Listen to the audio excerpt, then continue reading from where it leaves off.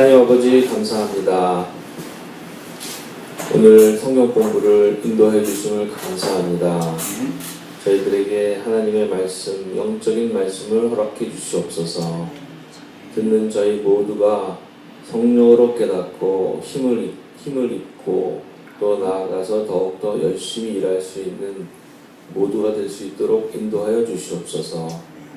말씀을 전해주시는 우리 박한상 목사님, 하나님 아버지 영적인 복을 주시고 또한 이 땅 가운데에서 하나님의 말씀을 선포하실 때 능력 허락하여 주십시오. 항상 성령 충만케 도와주시옵소서. 감사드리며 예수님의 이름으로 기도드렸습니다. 아멘. 고맙습니다.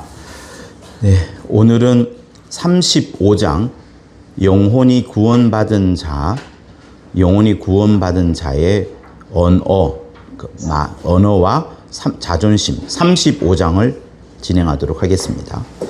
영혼이 구원받은 자의 언어와 자존심 35장. 네, 핵심 문장 두 번씩 읽도록 하겠습니다. 성도의 입은 거룩하다. 우리의 입에서는 오직 거룩한 진리만 나와야 한다. 진리로 거듭난 자는 거룩한 입을 가졌으므로 언어가 거룩하고 참되다. 성도의 입은 거룩하다. 우리의 입에서는 오직 거룩한 진리만 나와야 한다. 진리로 거듭난 자는 거룩한 입을 가졌으므로 언어가 거룩하고 참되다. 사람의 영을 통하지 않는 언어는 없다. 짐승은 영이 없으므로 각 혼에서 나오는 소리를 낼 뿐이지만 사람은 믿지 않는 영혼이라도 그 언어는 영에서 내놓는 소리를 한다. 사람의 영을 통하지 않는 언어는 없다. 짐승은 영이 없으므로 각 혼에서 나오는 소리를 낼 뿐이지만 사람은 믿지 않는 영혼이라도 그 언어는 영에서 내놓는 소리를 한다. 믿지 않는 자의 언어는 어떠한가? 그들의 영을 지배하는 그들의 아비 마귀에게 들은 것을 말한다고 하셨다. 믿지 않는 자의 언어는 어떠한가? 그들의 영을 지배하는 그들의 아비 마귀에게 들은 것을 말한다고 하셨다. 그들은 할 수 있는 한 예수를 믿지 못하도록 친절한 말로 설득하고 예수를 종교를 만든 교주 정도로 이해시키려고 세상 이치를 내뱉으면서 예수를 믿지 못하도록 힘주어 말한다. 그와 같은 마귀의 습성은 오늘날에도 변함없이 제 장중에 있는 자들의 영을 억압하고 그들의 입을 통해 거짓말을 한다. 그와 같은 마귀의 습성은 오늘날에도 변함없이 제 장중에 있는 자들의 영을 억압하고 그들의 입을 통해 거짓말을 한다. 설교 단상에서는 세상이 알아들을 수 있는 말이 아니라 구원받아 하늘에 속한 자들만 알아들을 수 있는 말을 해야 한다. 설교 단상에서는 세상이 알아들을 수 있는 말이 아니라 구원받아 하늘에 속한 자들만 알아들을 수 있는 말을 해야 한다. 자기 언어가 자기 영을 속이는 언어이면 그는 분명히 심판을 면치 못할 것이다. 자기 언어가 자기 영을 속이는 언어이면 그는 분명히 심판을 면치 못할 것이다. 교회 강단에서 설교하는 자가 또다시 율법으로 정죄하는 일과 육체를 다스리는 예법으로 영혼을 다스리려 한다면 그는 큰 죄를 범하는 것이요 이로 인해 저주받을 것이다.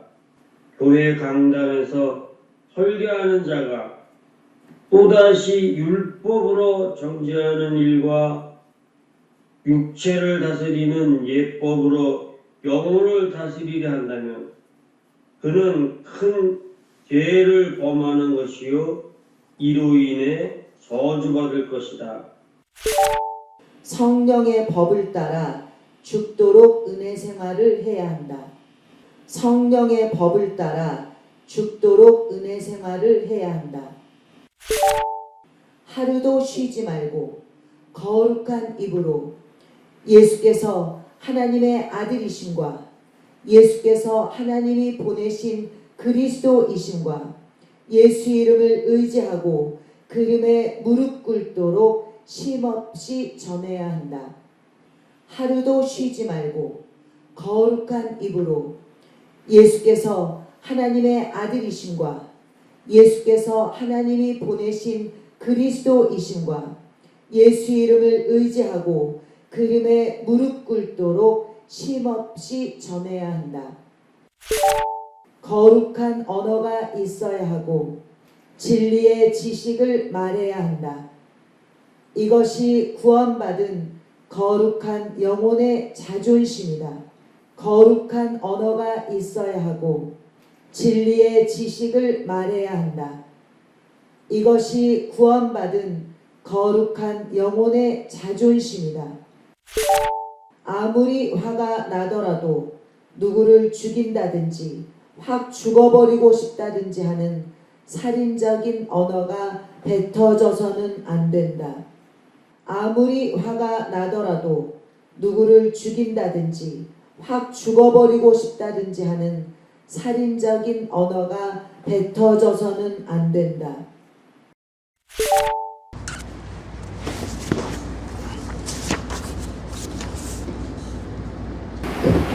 저는 270쪽에 중간쯤에 보면 자기 혀를 잘 길들여야 한다. 거기서부터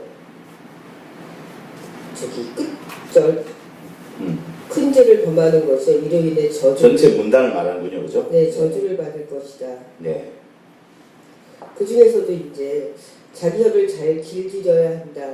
그리스도인의 입술에서 성령의 기름으로 항상 선한 말과 신령한 말이 나와야 한다.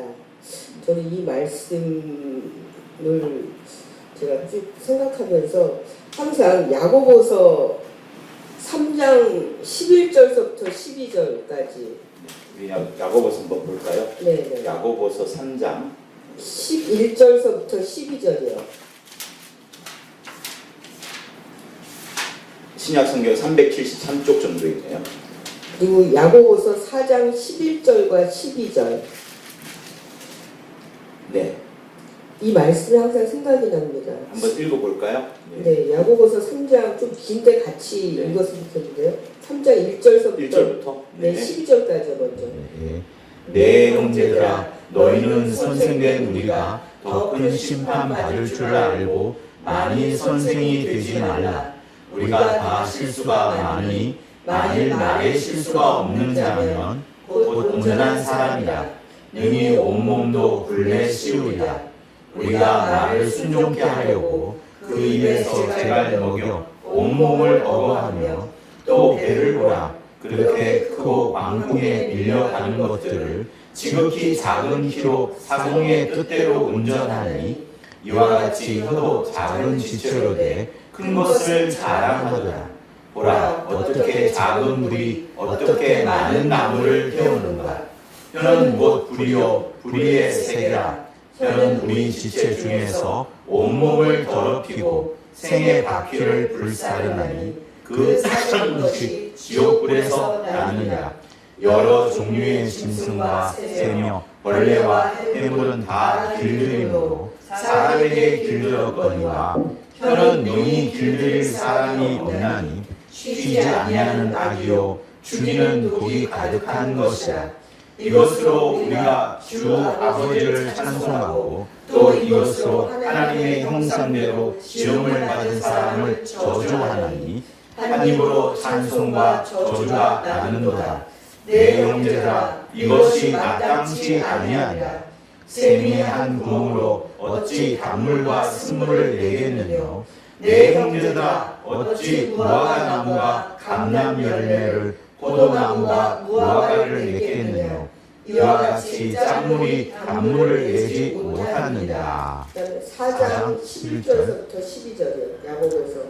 형제들아 피차에 비방하지 말라. 형제를 비방하는 자나 형제를 판단하는 자는 곧 율법을 비방하고 율법을 판단하는 것이라. 내가 만일 율법을 판단하면 율법의 준행자가 아니요 재판자로다. 입법자와 재판자는 오직 하나이시니 능히 구원하시기도 하시며 멸하기도 하시느니라. 너는 누구한테 이웃을 판단하느냐.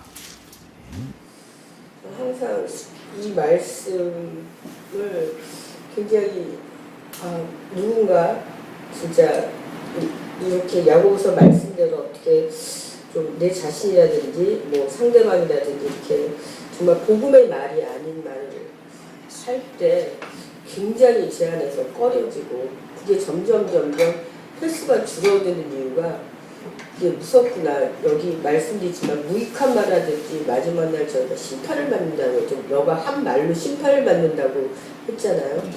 그거 참 무섭고 그다음에 그 현실에서도 그 말이 그대로 나한테 이렇게 부메랑으로 돌아오는 경우가 참 많기 때문에 네.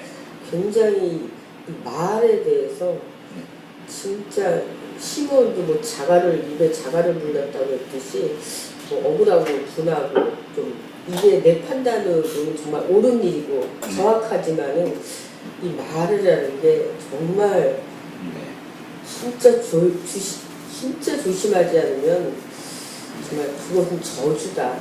나에게 일단 저주가 되고 상대방이 말씀을 또 그 저주의 말이나 꼭 저주가 아니더라도 이렇게 복음의 말이 아닌 이렇게 비방하는 말이라든지 선한 말이 아닌 걸 할 때 그 말씀이 또 그 사람들 영혼에 들어갔을 때 그 사람들한테도 굉장한 타격을 주기 때문에 정말 말은 복음의 말, 정말 선한 말 속상하더라도 참아야 된다. 차라리 하나님 아버지한테 다 토해내라. 속상하면 이 사람이 이랬고 저 사람이 저랬어요를 갖다가 오히려 하나님 앞에 토설하는 게 낫다. 저는 항상 그런 생각을 많이 하고 있습니다. 그렇죠. 네. 이제 김기동 목사님이 호를 시무원이라 하게 된 것은 저는 이제 90년도부터 신앙생활을 해왔습니다. 대학교 1학년 때부터 신앙생활을 했는데 그 이전에 80년도 그때쯤에는 그 이단 시비라는 그것을 넘어서서 굉장한 비방과 그 판단들이 교계에서 아주 거셌습니다. 그러니까 하지도 않았던 말들을 갖고 하는 부분들이 너무 많았고요. 그러니까 저는 모르는데 저희 선배들이 이번에 그 뉴욕 가서 만나봤을 때 그분들은 이제 이 목사님하고 같은 세대의 사람들이에요. 그러니까 그때 당시에 얼마나 이단 시비와 거짓말들과 이런 것들이 심했는지 충분히 딱 꺼내면은 반박할 수 있는 그런 내용들이 굉장히 많았음에도 불구하고 시몬이 그렇게 말하면 앞으로도 계속 그런 반박하는 말로만 진행을 하다 보면 본인이 진리의 말을 못하고 강대상에서 막 억울하고 하는 것을 막 말할 수 있게 되니까 그러면 이게 방향이 반대로 간다. 이렇게 해서 실제로 자갈을 물었던 거예요. 그래서 시무원이라고 보았지만 나는 말하지 않겠다. 그 부분에 대해서. 그러니까 진리를 말하지 않겠다는 것이 아니라 자기를 변백하고 자기를 방하는 그런 말을 하지 않겠다. 그럴 시간도 없다라는 그걸 아주 강하게 그만큼 이단 시비와 판단들이 굉장히 심했습니다. 그러나 그걸 하지 않은 덕분에 지금의 이런 어떤 말씀의 사역자가 됐다고 저는 보거든요. 그리고 이제 두 번째 사건이 뭡니까? 교회 사태 났을 때, 성락교회 교회 사태가 났을 때 충분히 사석에서도 그런 어떤 욕을 하거나 그런 부분들이 없으셨고 뭐 안타깝다, 아쉽다, 뭐 억울하다 이런 이야기는 우리 얘기는 많이 했지만 강대상에서는 그런 말을 전하지 않으셨죠. 그런 부분들이 사실 되게 놀랍고 우리들도 사실 훈련을 상당히 많이 해야 되는 부분입니다. 저는 271쪽이요. 네, 271페이지.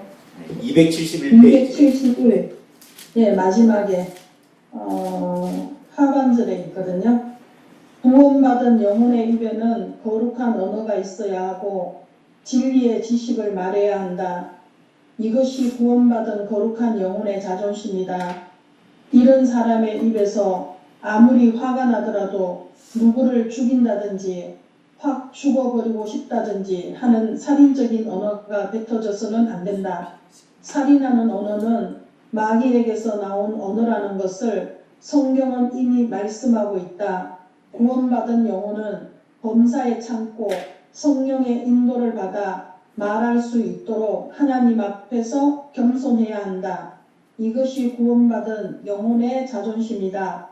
부디 영혼의 자존심을 지키자. 이 말씀이 저한테 되게 보존으로 다가오는 말씀인데요. 저는 삶 속에서 치열하게 경쟁하면서 이익을 추구하는 이런 업을 가지고 있다 보니까 억울한 게 있으면 억울함을 토로하기도 하고 또 틀린 게 있으면 강하게 그거는 틀린 거다라고 어필도 하고 좀 이런 부분들이 좀 있거든요.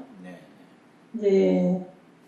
거기서 이제 뭐 심하게 막 싸운다든지 이러지는 않겠지만 되게 이런 사람은 어떻게 내가 상대해주면 된다 이런 걸 내가 알고 있기 때문에 이런 거를 훈련시키는 게 저는 좀 힘들었어요.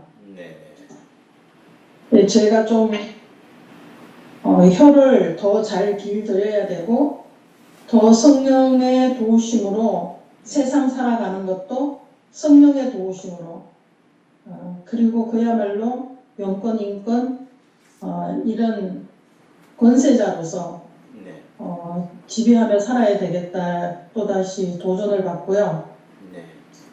이게 구원받은 영혼의 자존심이다. 이게 저한테 되게 크게 다가오고 저도 이런 사람이 되고 싶네요. 그래요. 모든 사람들이 삶의 그 지경과 영역들이 다 다른 것 같습니다. 어부처럼 살거나 또 아니면은 뭐랄까요, 광부처럼 살거나 거친 일에 사는 사람들은 그 언어가 직관적이고 또 세고 또 직접적일 겁니다. 이제 그러나 우리의 기본적인 마음의 태도는 어때야 되느냐? 성령으로 그때그때마다 난 이렇게 하겠다 딱딱 뭔가를 정해놓기보다는 성령으로 그때그때 사람이 달라지면서 성령으로 말을 하고 성령으로 변백하고 하는 그런 것들이 필요한 것 같습니다. 그러니까 정답은 결국은 내 안에 성령이 어떤 사실들을 말해주고 또 방어하고 하는 것들을 해야 되지 않겠느냐. 근데 그런 부분으로 답을 말할 수밖에 없을 것 같습니다.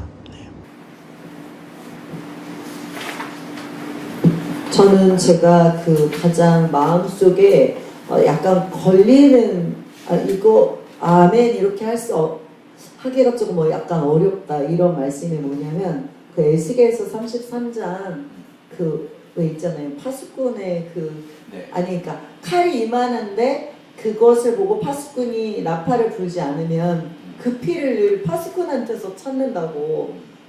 물론 그런 상황에서 당연히 나팔을 불겠지만 여기서 그게 이제 우리 매일매일의 삶 속에서도 칼이 임하는 것이 보이는 거잖아요.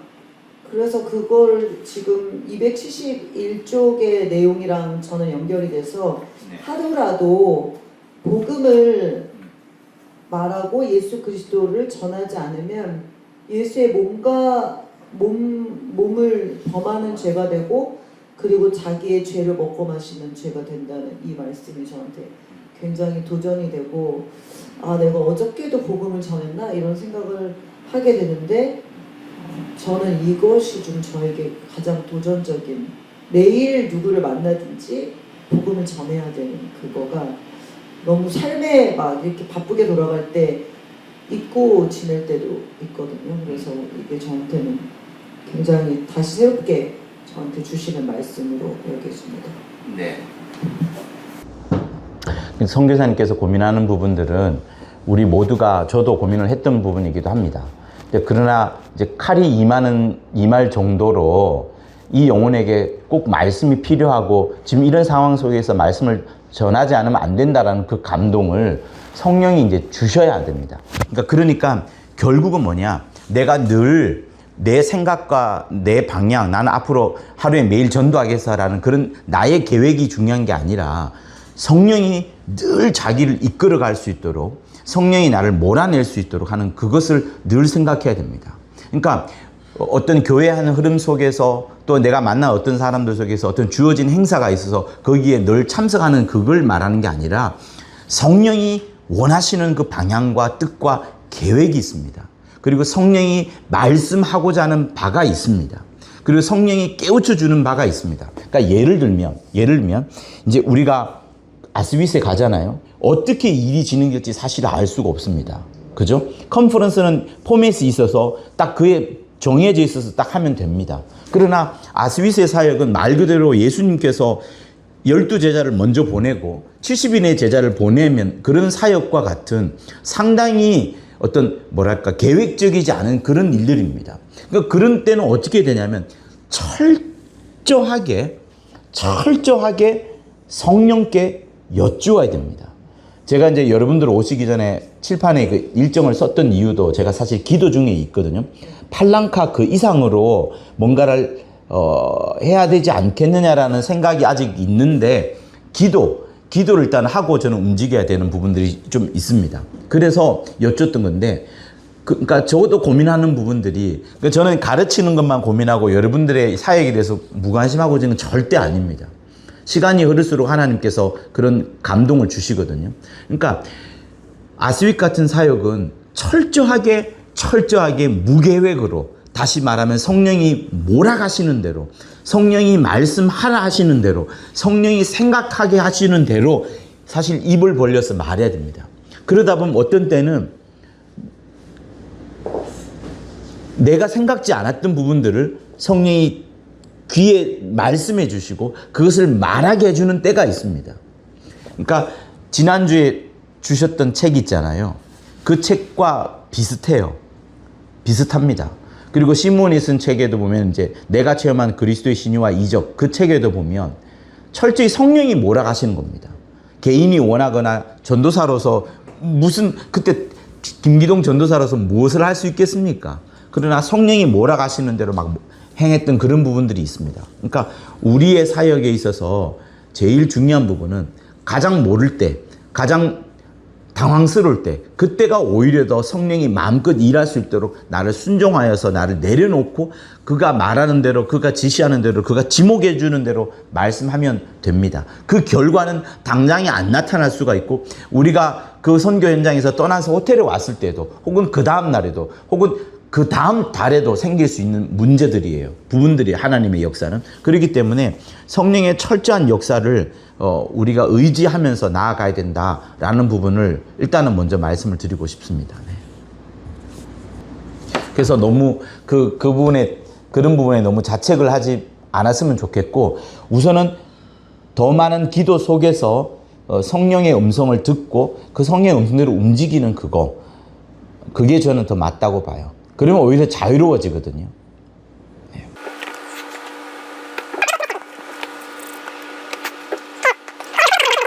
잠언 26장에 보면 이런 말씀이 있어요. 잠언 26장에 까닭 없는 저주는 참새의 떠도는 것과 제비의 날아가는 것 같이 이르지 아니하느니라. 잠언 26장 2절이에요. 까닭 없는 저주, 까닭이 없는 저주는 참새에 떠도는 것과 제비에 날아가는 것 같이 이르지 아니하느니라. 이게 문장이 약간 이상한데 해석을 해드리면 이렇습니다. 까닭 없는 저주가 있어요. 사람들이 입에서 그냥 뭣도 모르고 하는 말들이 있죠. 에이 뭐 어떻게 돼버려라 하는 그런 쓸데없는 말들 있잖아요. 근데 그것이 잘못 들으면 상대방은 저주인데 말하는 사람은 그런 저주로 진짜 저주가 임하듯이 말한 게 아닌 경우, 예를 들면 발람 선지자가 말을 할 때는 까닭 있게 말하는 겁니다. 까닭 있고 이미 준비되었고 계획한 말을 갖고 말하는 겁니다. 근데 수많은 사람들은 그런 준비되고 계획되지 않았더라도 그 입에서 저주가 나오는 말들이 있긴 해요. 근데 그 까닭 없는 저주는 뭐와 같냐 그러면 참새에 떠도는 것, 참새가 여기 모였다가 절로 날아가고 여기 모였다가 절로 확 날아가고 하는 그것처럼, 또 제비가 날아갈 때 제비는 아예 모이지도 않잖아요. 휙 날아가고 휙 날아가고 휙 날아갑니다. 그것처럼 까닭 없는 저주가 어떤 그 저주를 들었던 사람한테 머무는 것이 아니라, 저주를 뱉었던 사람이 그 어떤 대상을 향해 말했지만 거기에 머무는 것이 아니라 참새가 떠도는 것처럼 제비가 날아가는 것처럼 의미가 없다. 그런 말을 지금 잠언 26장 2절에서 합니다. 이해되시죠? 그러니까 26절 2절만은 그래요. 그런데 어떤 사람은 그거를 그렇게 받아들입니다. 그 까닭 없는 저주를 실제로 저주로 받아들이면서 심각하게 여기는 경우가 있어요. 특히 부모가 자식한테 그런 말을 하잖아요. 네. 그리고 부부 간에도 그런 말을 주고받기도 합니다. 근데 그런 것들이 충분히 까닭 없는 저주로 말한 거거든요. 그래서 참새에 떠도는 것 같고 제비가 날아간 것과 같은데, 이거를 받는 사람이 까닭 있게 받아버리는 거예요. 그래서 많은 문제가 생깁니다. 정말 많은 문제가 생깁니다. 특히 목회자가 강대상에서, 혹은 강대상에서는 그러진 않겠지만 강대상 밖에서 성도를 불러다가 이렇게 얘기해버리면 이건 정말 심각한 문제가 생깁니다. 연잔 맷돌을 그 사람 목에 씌우는 거나 마찬가지가 되는 거예요. 그러니까 두 가지가 필요합니다. 내가 까닭 없는 저주의 말도 하지 않으리라. 오직 주 예수의 신령한 그 피의 말씀, 예수님이 찢으신 그 몸의 말씀만을 전하리라 해야 되고, 또 나도 혹시나 그런 말을 들을지라도, 혹시 그 말을 들을지라도, 네, 참새에 떠도는 같이 제비에 날아간 같이 이러지 아니하느리라, 이렇게 딱 흘려보내버려야 되는, 그게 강력해야 됩니다. 그래서 여러분, 우리가 자기에게 맡겨진 사명을 또다시 생각해서, 지금 바쁜데 바빠 죽겠는데 내가 그 응대할 시간이 어딨어, 그거 지금 반박할 시간이 어디서 하면서 다시 이제 자기에게 맡겨진 일에 집중하는 것이 진짜로 필요합니다. 저는 그렇게 하거든요. 수많은 그런 것들이 있어 오고 있기 때문에 그렇게 말씀드린 겁니다. 근데 저도 되게 오래전에 이 말씀을 붙잡고서 기도하고서, 근데 어떨 때는 그냥 흘려듣고 받아들여지지 않고 막 이러는데, 어떨 때는 약간 이 말이 굉장히 방해가 될 때가 있어요. 상태가 아니라 방해가 그리고 왜 반대 말을 할 경우는 굉장히 방해가 돼가지고 그게 계속 흘러 떠내려가게 이렇게 하는데도 방해가 되더라고요. 그게 근데 방해가 안 되게 하려면, 저 같은 경우는 계속 성경 말씀을 생각하고 그 말씀에 집중해요. 그러니까 예를 들어서 얼마 전서부터 저는 예를 들어서 구약 성경을 읽고, 구약은 계속 이스라엘 역사잖아요. 그래서 예를 들어서 사사기를 읽고 나면 다음이 궁금해요. 옛날에는 아주 이전에 뭐 드라마 봤을 때는 그 다음 편이 뭐지 그렇듯이 그 다음에 어떻게 진행될지 그게 궁금하고, 신약을 이제 저희가 쭉 같이 통독을 하고 있기 때문에 그러니까 뭐 몇 시간 통독할 때 그 다음은 어떻게 될지 그게 이제 궁금해지다 보니까는 그 말씀이 그냥 누가 이렇게 그래도 이제는 튕겨나가고 그게 없어지게 되더라고요. 저 같은 경우는. 그래서 그게 되게 한편으로 되게 감사하더라고요. 그러니까 신앙이 없는 사람, 혹시 신앙이 있는 사람도 그런 경향이 많습니다. 특히 자기가 상대방보다 약자라고 생각하는 경우에, 예를 들면 이제 저희 집에는 전혀 집사람이 그런 게 없어요.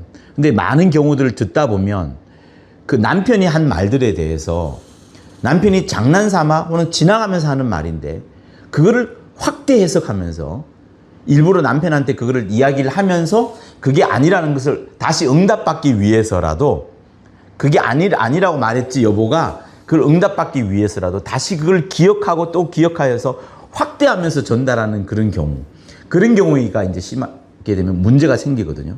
그런 경우를 교회에서 아주 많이 봅니다. 아주 많이 봅니다. 근데 목사님이 하시는 말씀 되게 또 성도들이 예. 이렇게 흘려듣게 되질 않잖아요. 않죠. 네, 그러니까 목사님은 그런 말하면 절대로 안 되죠. 절대로 안 되죠. 예. 그러니까 목사님이 강대사에도 물론 안 되지만, 예. 간증 속에도 그런 것들이 만약 잘못 들어가게 되면 성도들은 그런 것만 캐치를 하거든요. 큰 흐름의 줄기의 어떤 진리의 방향을 해석하는 게 아니라 그런 크게 이유가 되지 중요하지 않는 부분만 캐치해내 가지고 아 우리 목사님이 이래 그렇게 생각을 많이들 합니다. 근데 이런 부분들이 그 비일비재해요. 그러니까 상대방이 했던 말들을 일부러 기억하거나 할 필요 없이 우리 귀에는 늘 뭐가 들려야 되느냐. 예수님이 십자가에 달려 돌아가시면서 흘리신 그 핏소리가 예수님이 부활하시면서 더 크게 들려오잖아요. 아벨의 핏소리는 죽어간 핏소리고 확대해서 들리지 않습니다. 과거로 끝나는 건데. 그러나 예수님의 핏소리는 하나님 아버지께서 부활하신 목소리, 부활시킨 이후에 들려지는 목소리이기 때문에 그 목소리가 지금도 계속해서 들려져야 되고 그 들려지는 것들이 내 마음속에 자리 잡았을 때 그때 그게 이제 믿음이 되는 겁니다. 믿음이. 그게 계속 들려야 됩니다. 그리고 우리가 선교 현장에 가서도 수많은 그런 흑마술, 저주, 어떤 이런 마법 이런 것들이 많잖아요. 많이 등장하게 될 겁니다. 지중해 지역으로 가게 되면. 그런데 가서 우리가 계속 해야 되는 말은 예수께서 죽으시고 부활하셨다. 죽으셨다. 우리 죄를 안고 죽으셨다. 그런데 하나님 아버지께서 그를 살리심으로 말미암아 이 사실을 믿는 너, 나, 우리 모두는 의로운 자가 된다는 것을 그들이 들어왔던 저주와 마법, 흑마술보다 더 많이 말을 해 주어야 됩니다. 더 많이. 거의 50배, 100배 이상으로 말을 해 주어야 돼요. 머릿속에 아예 떠나지 않도록 막 진하게 말을 해 주어야 됩니다. 그러니까 말 전쟁이에요. 밈이라고 하잖아요. 밈들의 전쟁이라고 하잖아요. 하나 더 쓰나? 이가 하나 든가요? 뭐예요? 하나 더 들어갈 겁니다. 이게 들어가나 이렇게 되는데 어떤 특정한 그림이나 장면을 보고서 계속 그 사진, 그 영상 말고 어떤 큰 사진 같은 건데 그거를 계속 떠도는 거예요. 그러니까 어떤 특정 사진을 보면 저 사람이 이 사람을 비난하네? 그게 계속 떠도는 그거. 그래서 사람들의 머릿속에 기존에 있던 생각이 지워지고 그 생각이 계속 맴도는 그걸 밈들의 전쟁이라고 해요. 이게 많죠. 우파와 좌파, 진보와 보수, 이런 모든 것들을, 이런 모든 사상 전쟁을 요즘 밈들의 전쟁이라고 하는데 우리는 이제 밈들의 전쟁이 아니죠. 이 밈들의 전쟁을 이겨내기 위하여서 영상이나 사진을 보여줄 게 아니라 말씀을 전해줘야 되는 거죠. 말씀을. 끝까지 말씀을 전해줘야 되죠. 그래서 그런 부분들이 매우 중요해요. 옛날에는 그 선거기라는 게 없었잖아요. 교회 내 선거기라는 게 초기에는 없었습니다. 우상이라 그래서. 근데 차츰 사람들에게 복음을 좀 더 제대로 전파하기 위해서 예수님 당시에 있었던 복음서주를 선거구로 해서 사람들 보여주면서 이게 이런 의미를 전달해 주구나 하는 그런 것들을 교회 내에서 많이 또 해왔었거든요. 그게 뭐냐면 사람들 머릿속에 잘못 각인되어 있는 그런 생각들을 지워버리고 이 생각이 맞다는 것을 확인시켜주기 위해서 선거기라는 것들을 하기도 했었습니다. 그러니까 우리는 어쨌든 하나님의 말씀이 사람 머릿속에 완벽하게 자리 잡게 하기까지 위하여서 내 언어와 나의 말이 바뀌어야 되고 그 사람 속에 믿는 자라 할지라도 약화되어 가고 버리고 있는 말씀이 있다 그러면 그것을 일깨워 줘야 되죠. 예를 들면 예수님이 병을 고치셨다. 예수님이 병을 짊어지셨다라는 사실들을 우리가 계속해서 이 신학적인 부분에만 빠고 들어가게 되면 성경에 있는 말씀 그 자체만 머물게 되고 그 말씀이 지금도 일어나는 하나의 체험과 역사로 나타나는 것이 점점 잊혀져 버리면 우리 안에서 그런 신유의 역사는 나타나지 않습니다. 끊임없이 주님이 병을 고쳤다는 사실, 지금도 병을 고친다는 사실, 그 사실을 계속해서 믿고 주장하고 의지해야지 그런 역사가 나타나는 거예요. 그러니까 이렇게 생각하면 됩니다. 우리가 구원받는 거 밖에 나가서 예수 복음 전하잖아요. 얼마나 많은 사람들이 예수 믿어요? 2,000명? 250명? 옛날에는 전단지 250장 나눠주면 한 명이 교회 온다 그랬는데 요즘은 2,000 몇 장 나눠줘야지 교회 온다고 해요. 그러면 나머지 2,000명 중에서 나머지 1,999명은 뭐가 되는 거예요? 구원받는 사람은 2,000명 중에 한 명이잖아요. 그것처럼 신유의 역사가 나타나는 그것도 모든 사람이 다 신유의 역사가 나타나는 게 아니라고요. 예수님께서 문둥병자 고치셨을 때 10명의 문둥병자 고쳤을 때 몇 명이 왔죠? 한 명이 왔잖아요. 그죠? 어떤 사람은 오지 않은 사람도 고쳐진 사람이 있을 겁니다. 그러나 그런 사실들을 보더라도 우리가 하나님의 병 고치는 역사가 반드시 있는 것이지 10분의 9라고 해서 10분의 1이라고 해서 하나님의 역사가 없구나 이렇게 생각해버리면 진짜 닫혀지는 거예요. 믿는 자에게 이런 표적이 따르느니 라고 말씀하신 것처럼 그 약속을 계속해서 믿으셔야 되는 겁니다. 믿고 우리는 손을 들고 믿고 예수님의 이름으로 떠나가라고 말을 해야 되고 믿으면서 계속 신뢰해야지 그 역사가 나타나는 것이지 될까 안 될까 이래버리면 벌써 믿음이 약화되는 거예요. 네. 그래서 말씀 그 속으로 들어가는 게 진짜 중요합니다. 느꼈기 때문에 목사라는 직분을 받은 분들이 어떻게 말을 해야 되는지가 굉장히 더 중요하겠구나 생각을 했어요. 오늘 이 말씀을 드리는 겁니다. 이제 안수를 받으셨기 때문에 그 나름대로의 권위와 어떤 그 영향력을 행사하시는 그것이 될 겁니다. 근데 이제 저는 이제 구별을 좀 했으면 좋겠어요. 그러니까 저도 누구를 만나든지 간에 목사님이라면 안수 받은 자라서 주의 종으로서 그가 할 일이 있다라고 저는 생각을 해요. 그래서 그분의 사역도 존중을 하고 그분들이 구제 사역을 한다 하더라도 저는 존중을 합니다. 근데 이제 저는 경중을 항상 따져요. 어떻게 따지냐? 예를 들면은 제가 섬겨왔던 스승으로서의 김기동 목사님과 바깥에 있는 어떤 유명한 목사님, 사랑의 교회 있는 목사님이 누구라도 한달지라도 그분들과 경중은 저는 완전히 달리 줘요. 왜냐하면 이분은 저에게 생명의 말씀을 진짜로 예수님처럼 전달해 주는 자입니다. 그죠? 그러니까 교회 내의 어떤 성도들은 자기 목사님을 향하여서는 그렇게 봐야 돼요. 이게 제가 지금 어떤 권위를 말하는 게 아니라 그 예수님의 말씀이 그분을 통해서 흘러나오고요. 그 목사님이 정상적인 목사님이라면 그 영혼을 위해서 나중에 하나님과 회개를 합니다. 회개할 자처럼 생각을 해서 정말 기도를 하거든요. 잘 되기를 정말로 기도합니다. 주일 안 나오면 그 걱정은 엄청나게 많이 할 수 있습니다. 근데 그런 분들을 하고 그 목사님, 나의 담당 목사님하고 바깥에 있는 외부의 아주 훌륭한 목사님하고의 그 위치는 아주 다른 거예요. 그러니까 존중의 차원에서는 이만큼 다 똑같지만 말씀을 듣는 차원에서는 폭포 밑에 있는 자, 폭포가 떨어지는 자의 그 폭포 물을 받는 자와 이렇게 받아들여야 됩니다. 완벽하게 달라야 됩니다. 상대방 존중은 이제 있어야 되고요. 네. 그러니까 그래서 저는 이제 전사님께서 이미 알고 있는 하나님에 대한 진리의 말씀의 수준에 봤을 때는 훨씬 더 전사님이 높을 수가 있기 때문에 그렇게 판단할 수 있어요. 그러나 지금 어느 위치에 이제 들어가야 되는 그런 위치에 있으니까 지금은 겸손한 입장으로 전사님이 내려가셔야 되겠죠. 그러나 이제 딱 세움을 받았을 때는 누구보다도 하나님 앞에서 책임 있게 하나님과 회개할 자처럼 하나님 앞에서 두려움에 떨면서 역사를 해야 되겠죠. 네, 저는 좀 간증을 하겠습니다.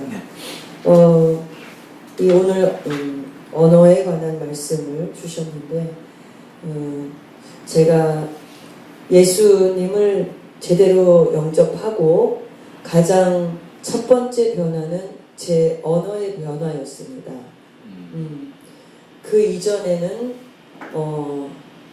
여기 나온 것처럼 내가 못 살아라는 말이 입에 붙어 있었어요. 못 살아? 내가 못 살아. 네. 내가 못 살아가 아주 그냥 다반사로 나오는 그런 말이었습니다. 제 언어가. 그런데 예수의 피를 경험하고 나서 몇 달이 지났는데 그 말이 사라진 거를 제가 발견하게 된 거예요. 스스로. 너무 신기했어요. 너무 신기했어요. 그게 제가 첫 번째로 경험한 어떤 체험 같은 거라고 말씀드릴 수 있을 것 같아요. 이제 그러면서 우리의 이 신앙생활이라는 것이 말을 통해서, 언어를 통해서 구현이 되고 진행이 되잖아요. 하나님도 우리에게 말씀을 주시고 우리가 그 말씀을 받고 그 말씀으로 기도도 하고 전하기도 하고 뭐 여러 가지 하잖아요. 이제 그렇게 계속해서 또 믿음 생활을 해 나가면서 저의 이제 이 말의 변화는 그런 이제 부정적인 말들, 못 살아 이런 부정적인 말들이 점점 없어지는 것과 그리고 이제 긍정적인 말들이 점점 생겨나더라고요. 그래서 아직까지 하나님의 말씀은 담지 못하지만 적어도 긍정적인 말을 좀 하는 그런 언어로 변해갔어요. 나중에 알았지만 언어는 두 가지 근원에서 나온다. 그러니까 저는 그전에는 그냥 내 말을 한다고 생각했지만 그게 마귀의 말을 하고 있었구나. 속은 말을 하고 있었구나. 오늘 말씀에 있는 것처럼 그것도 나중에 깨닫게 되었죠.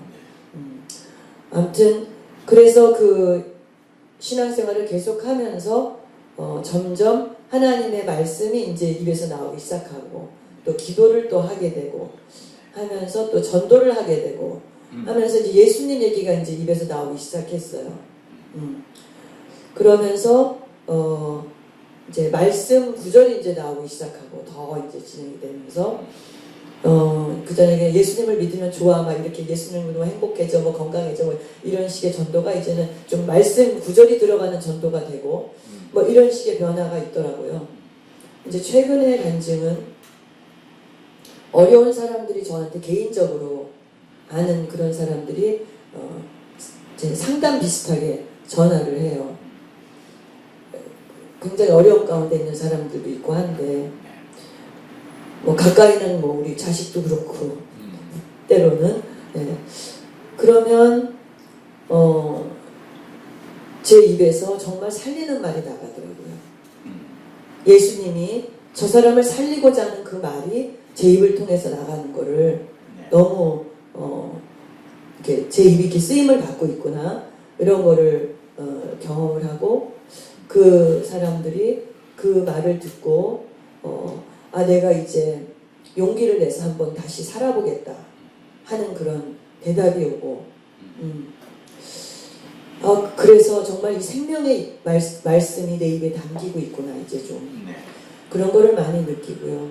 또 이제 말씀을 선포하는 일을 계속 이제 하나님으로부터 받아서 하면서부터 이거는 말로 할 수 없는 정말 생명의 폭포수죠. 말씀은 그래서 그것이 얼마나 나는 빈 깡통이고 나는 빈 껍데기 같은 자인데 정말 그 안에 이 말씀이 담기니까 놀라운 역사가 일어나는구나 이런 거를 많이 경험하고 있고요.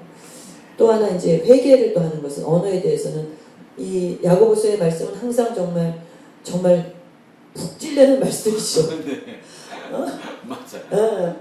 그렇죠. 따끔따끔하고 완전히 그냥 안 찔릴 데가 없어요. 실수가 없어요. 온전한 자리라. 어떻게 그 앞에 서겠어요. 근데 이 과거 어떤 제가 예를 들은 것 예로 제가 듣자면은 어떤 분의 설교를 들었는데 제 아들이 들었는데 뭐가 좀 이상하다는 거예요. 들었는데 여기 어머니 한번 좀 들어보세요. 그러는 거예요 저한테. 그래서 한번 제가 들어봤거든요. 그랬더니 여기 나온 말씀처럼 율법만 쭉 얘기하다가 끝나더라고요. 율법만 쫙 얘기하고 뭐 어쩌고 하고 끝나요.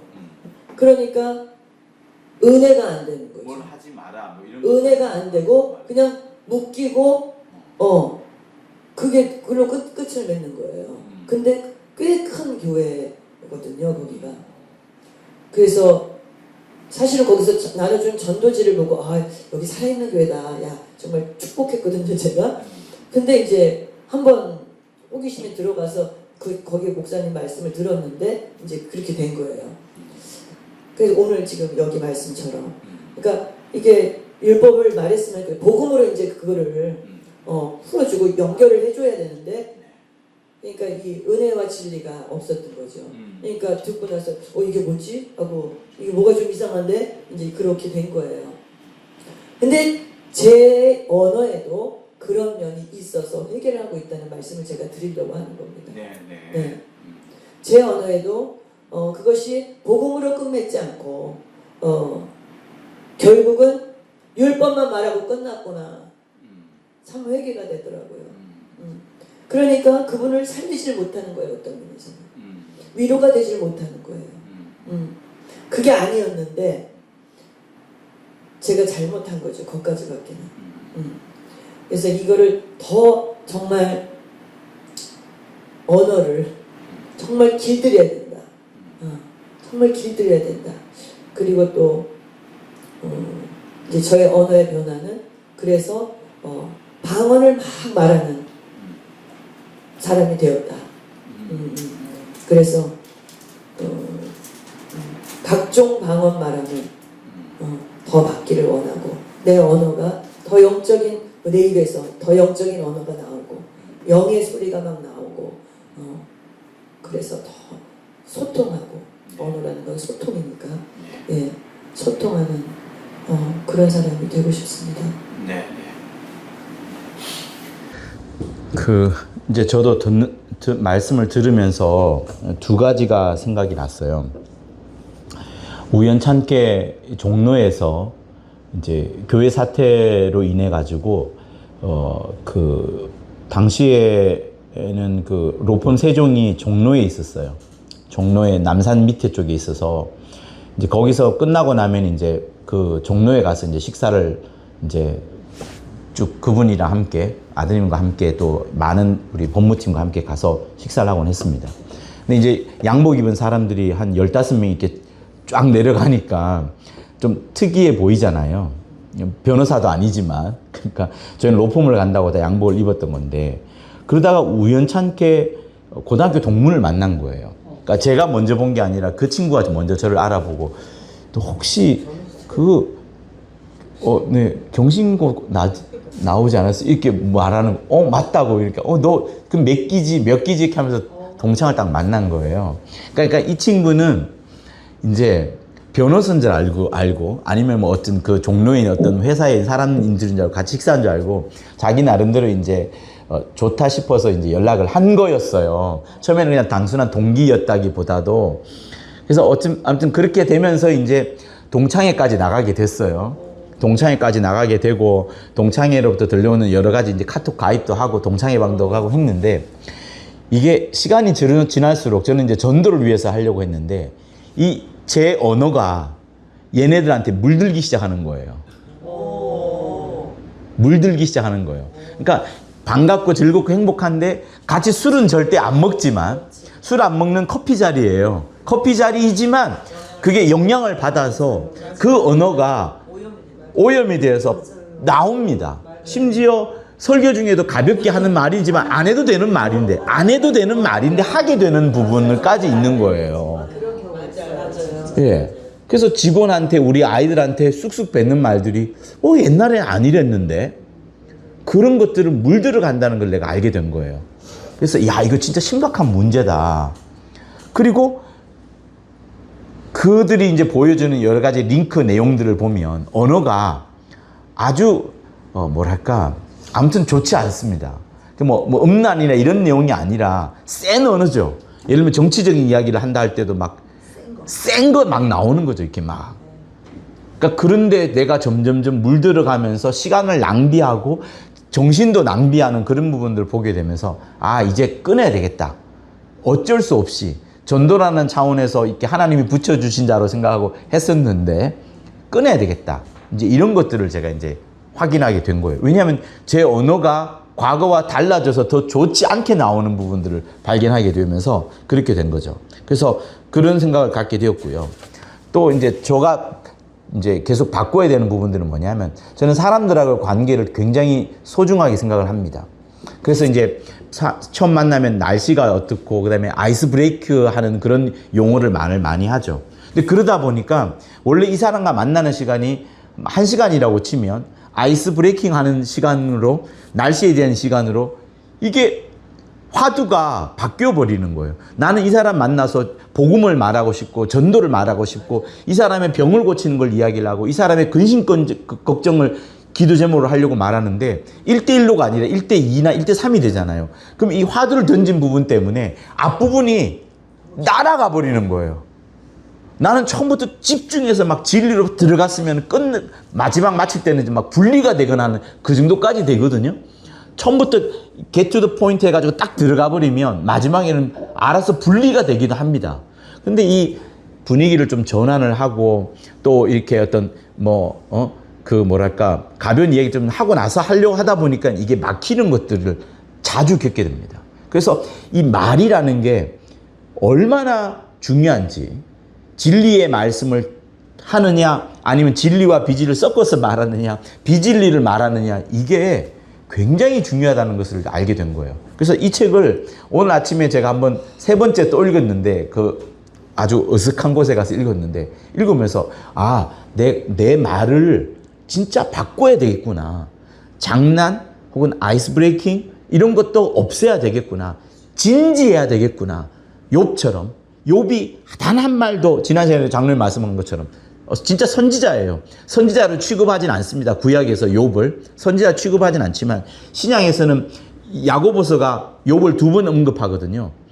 언급하면서 선지자급으로 이야기를 합니다. 그러니까 욥은 단 한 번도 장난스러운 말을 하거나 거짓말을 하거나 회개도 그냥 가짜로 하거나 하지 않았고 철저히 자기 자신을 진실되게 말했거든요. 그런 면에서 보자면 내가 빈말조차 하지 말아야 되겠구나. 장난스러운 말도 하지 말아야 되겠구나. 정말 항상 좀 사람들이 보기에 고리타분하더라도 진지한 말을 해야 되겠구나. 누구처럼? 예수처럼 그래야 되겠구나 라는 생각을 확실하게 알게 된 겁니다. 네. 폴린 선교사님이 우리가 성경 통독을 하는 가운데 문제를 발견하고 예수님을 더 갈망하고 치료도 받았다 그러는데 전 사실 매주 성경 통독하는 가운데 그렇거든요. 그게 물론 하나님께서는 2-3살이면 내 이름으로 모인 곳에 나도 함께하니라 그 말씀도 주셨지만은 말씀이 영이요 생명이기 때문에 그냥 저희 줌으로 틀어요. 틀면 이제 소리에서 각자 읽고 그런데도 그게 굉장히 역사를 하더라고요. 저 같은 경우로 이제 경험하고 다른 분들도 하고 계시라는 거 저는 생각을 해요. 그래서 그러다 보니까 저희가 들었던 이 목사님한테 들었던 말씀, 시몬한테 들었던 말씀들이 더 살아서 역사를 해요. 굉장히 이게 실제가 되더라고요. 그래서 제가 앞서 얘기했듯이 구약을 읽을 때는 그 다음 제가 예를 들어서 룻기까지 읽었으면 그 다음 사사기지 않아요. 그쵸? 그런가? 아닌가? 룻기 읽으면 그 다음에 아무튼 어쨌든 그 다음 게 궁금하고 이게 살아있다.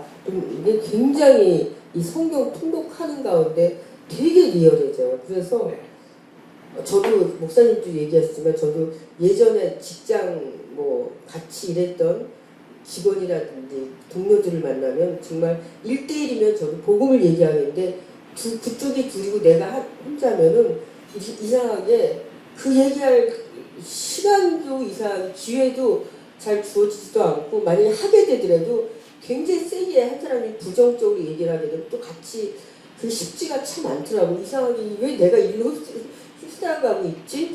딱 그럴 때 정신을 차리고 비록 이 사람들을 만난 시간이 복음을 전하고 나는 정말 만났는데 왜 정반대로 흘러가고 있지? 그런 생각 되게 많이 하거든요. 그럼 아예 만나지 말아야 되나 이 사람들? 그런 것도 아니잖아요, 목사님. 그래서 제가 더 이 말씀에 성경 말씀에 집중하지 않으면은 그 사람들하고 2대3으로 만나든 내가 혼자일지라도 2대3이 됐건 3대1이 됐건 내가 아무튼 내가 주도적으로 말씀을 전하고 복음을 전할 수 있게 되겠구나 하는 생각이 제가 참 되게 휩싸여가더라고. 이상하게 왜냐면 좋은 시간을 보내야 되기 때문에 그건 세상적으로 좋은 시간이고 오랜만에 몇십 년 만에 해서 반가운 시간이지만은 그러죠. 결과적으로는 아무것도 없이 그냥 끝나는 그런 시간들이기 때문에 저 같은 경우는 더 이 성경 말씀에 집중하는 게 저 같은 경우입니다. 이 복음을 전하기가 더 어떤 면으로는 그거에 복음을 전하는 거에 더 수월하다는 말은 좀 그렇지만은 거기에 더 초점을 맞추게 되지 않을까. 저는 요즘 그런 많은 생각을 하게 됩니다. 네.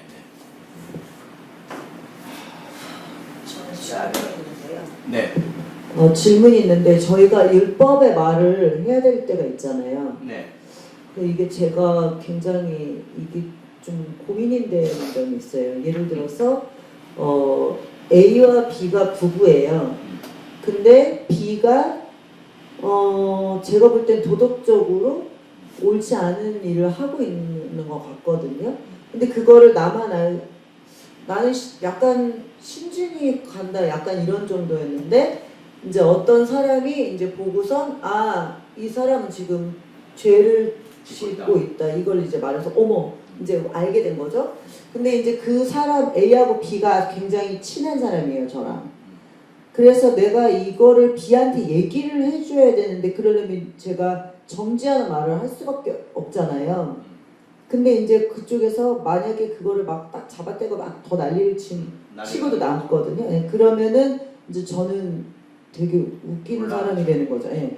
그런데 이제 하나님께서는 죄에 대해서는 죄가 진 거는 뭐 두세 사람이서 뭐 얘기를 해라 뭐 이렇게 이야기는 하는데 잘못 말하면은 그러니까 이제 그거를 말할 때 이제 우리가 그건 다 용서받을 수 있는 죄, 회개만 하면 용서받을 수 있는 죄라는 것을 내가 알고 또 마음으로는 사랑하는 마음이랑 돌아왔으면 좋겠는 마음이 있잖아요.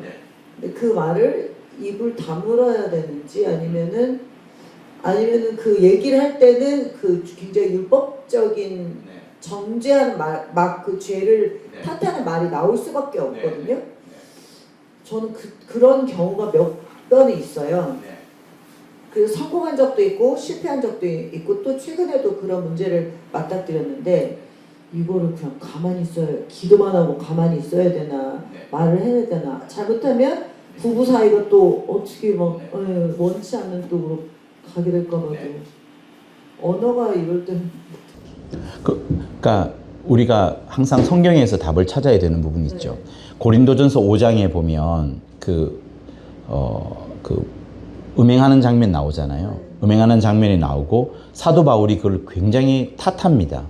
그러니까 그 사도 바울이 그 탓하는 부분, 음행하는 그 자체를 탓하는 게 아니라 교회가 그거를 다 알고 있음에도 불구하고 아무 말도 하지 않음으로 인하여서 교회가 거룩해짐이 깨지는 부분.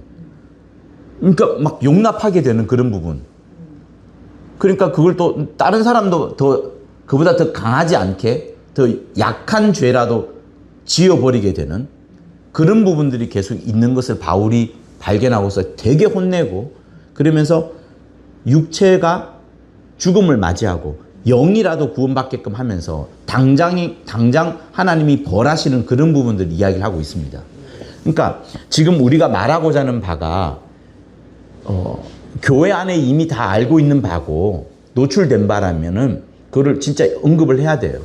근데 그렇지 않는 경우에 확실하지 않는 경우에 두세 사람이 없는 경우에 증인이 없는 경우에 잘못 말하게 되면 더 큰 문제가 생길 수가 있죠. 그건 조절해야 돼요.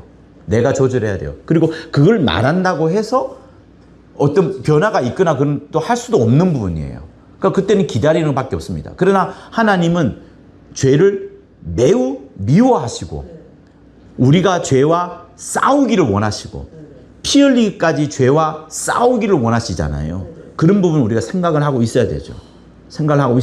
그리고 그 부분에 대해서 그 사람을 놓고 계속 기도해 줘야 되고 그의 영적 환경이 바뀌어질 수 있도록 회개할 수 있도록 기도를 해 줘야 되는 부분이 있죠. 그러나 이걸 공개화하는 것은 매우 위험할 수 있습니다. 왜냐하면 그거예요. 팩트라 하더라도 이것을 잘못 전하게 되면 교회 내에 문제가 깨질 수 있어요. 교회가 깨지는 그런 문제가 생길 수 있습니다. 아주 지혜로워야 됩니다. 아주 지혜로워야 돼요. 저는 감추자는 말을 한 게 아닙니다.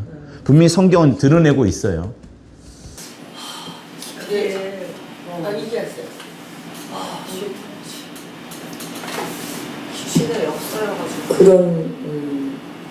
그런 분이 B 같은 분이 만약에 교회 지도자일 경우에 이게 참 네.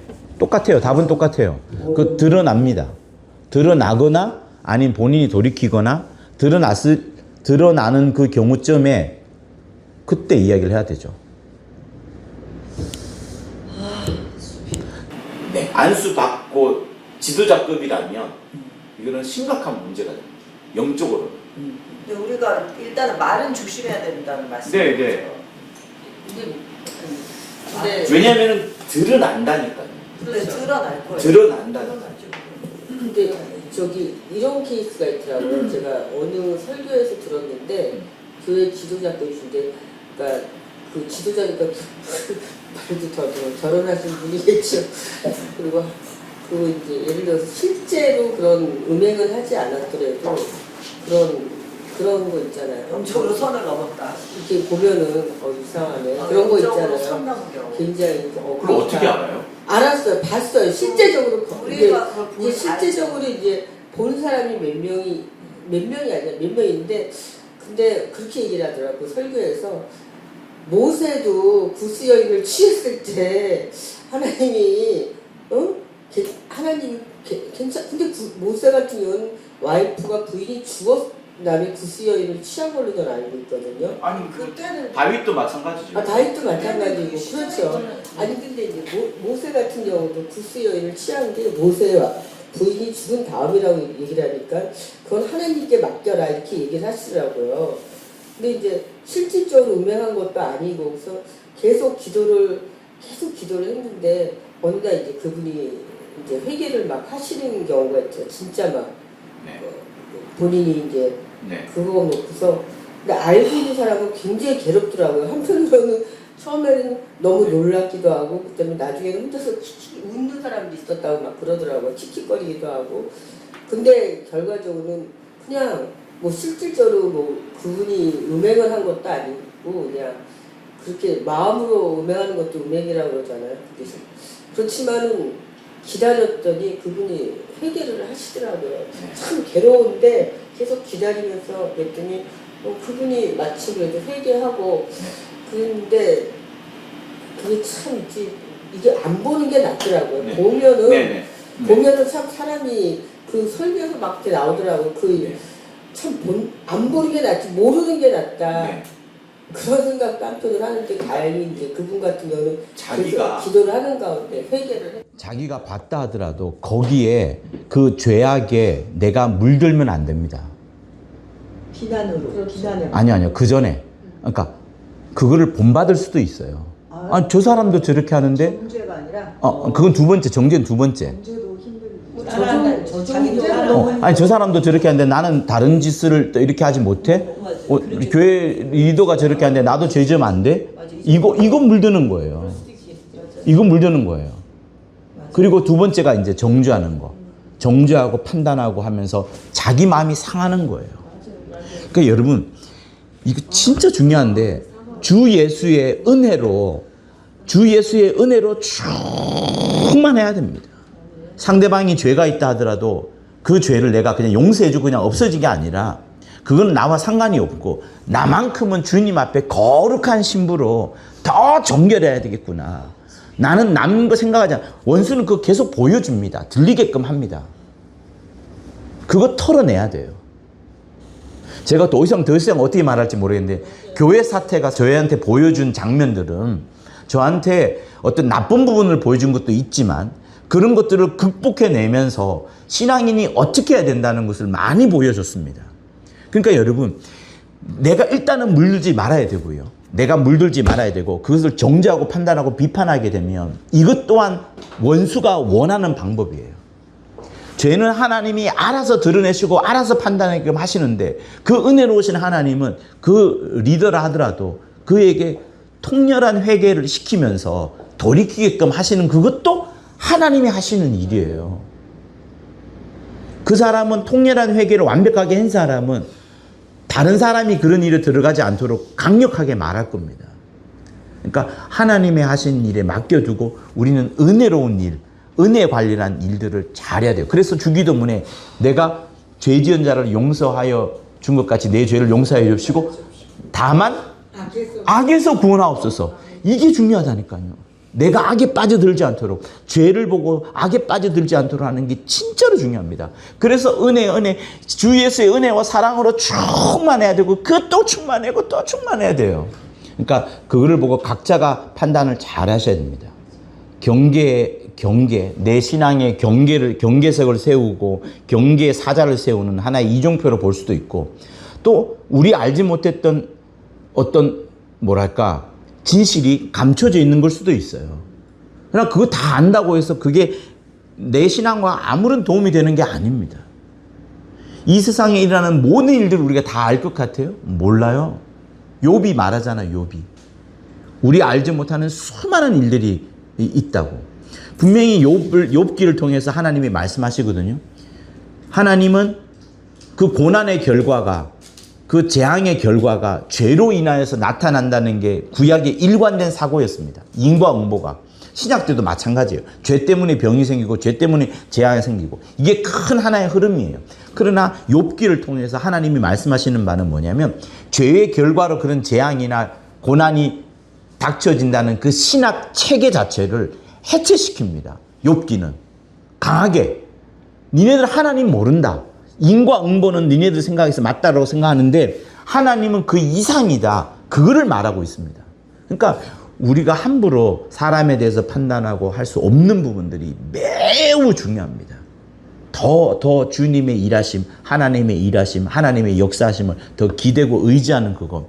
하나님에 대해서 설명을 들으려고 하고 하나님의 설명을 요구하려고 하는 것이 아니라, 하나님을 직접 대면하면서 하나님 우리 어떻게 해요? 라고 하면서 하나님께 더 의지하고 붙잡는 게 더 맞는 거지, 하나님께 설명을 요청하고 하는 그게 우리의 신앙생활 태도가 아니라는 걸 욥기가 강력하게 말해주는 거예요. 그러니까 우리는 더 겸손하고 더 하나님을 의지하고 더 하나님을 붙잡아야 되는 게, 주 예수 이 땅에 오셔서 말씀이 육신에 오셨을 때 주님이 하신 모습을 보자면 또 그와 같기 때문에 우리도 그렇게 해야 되는 겁니다.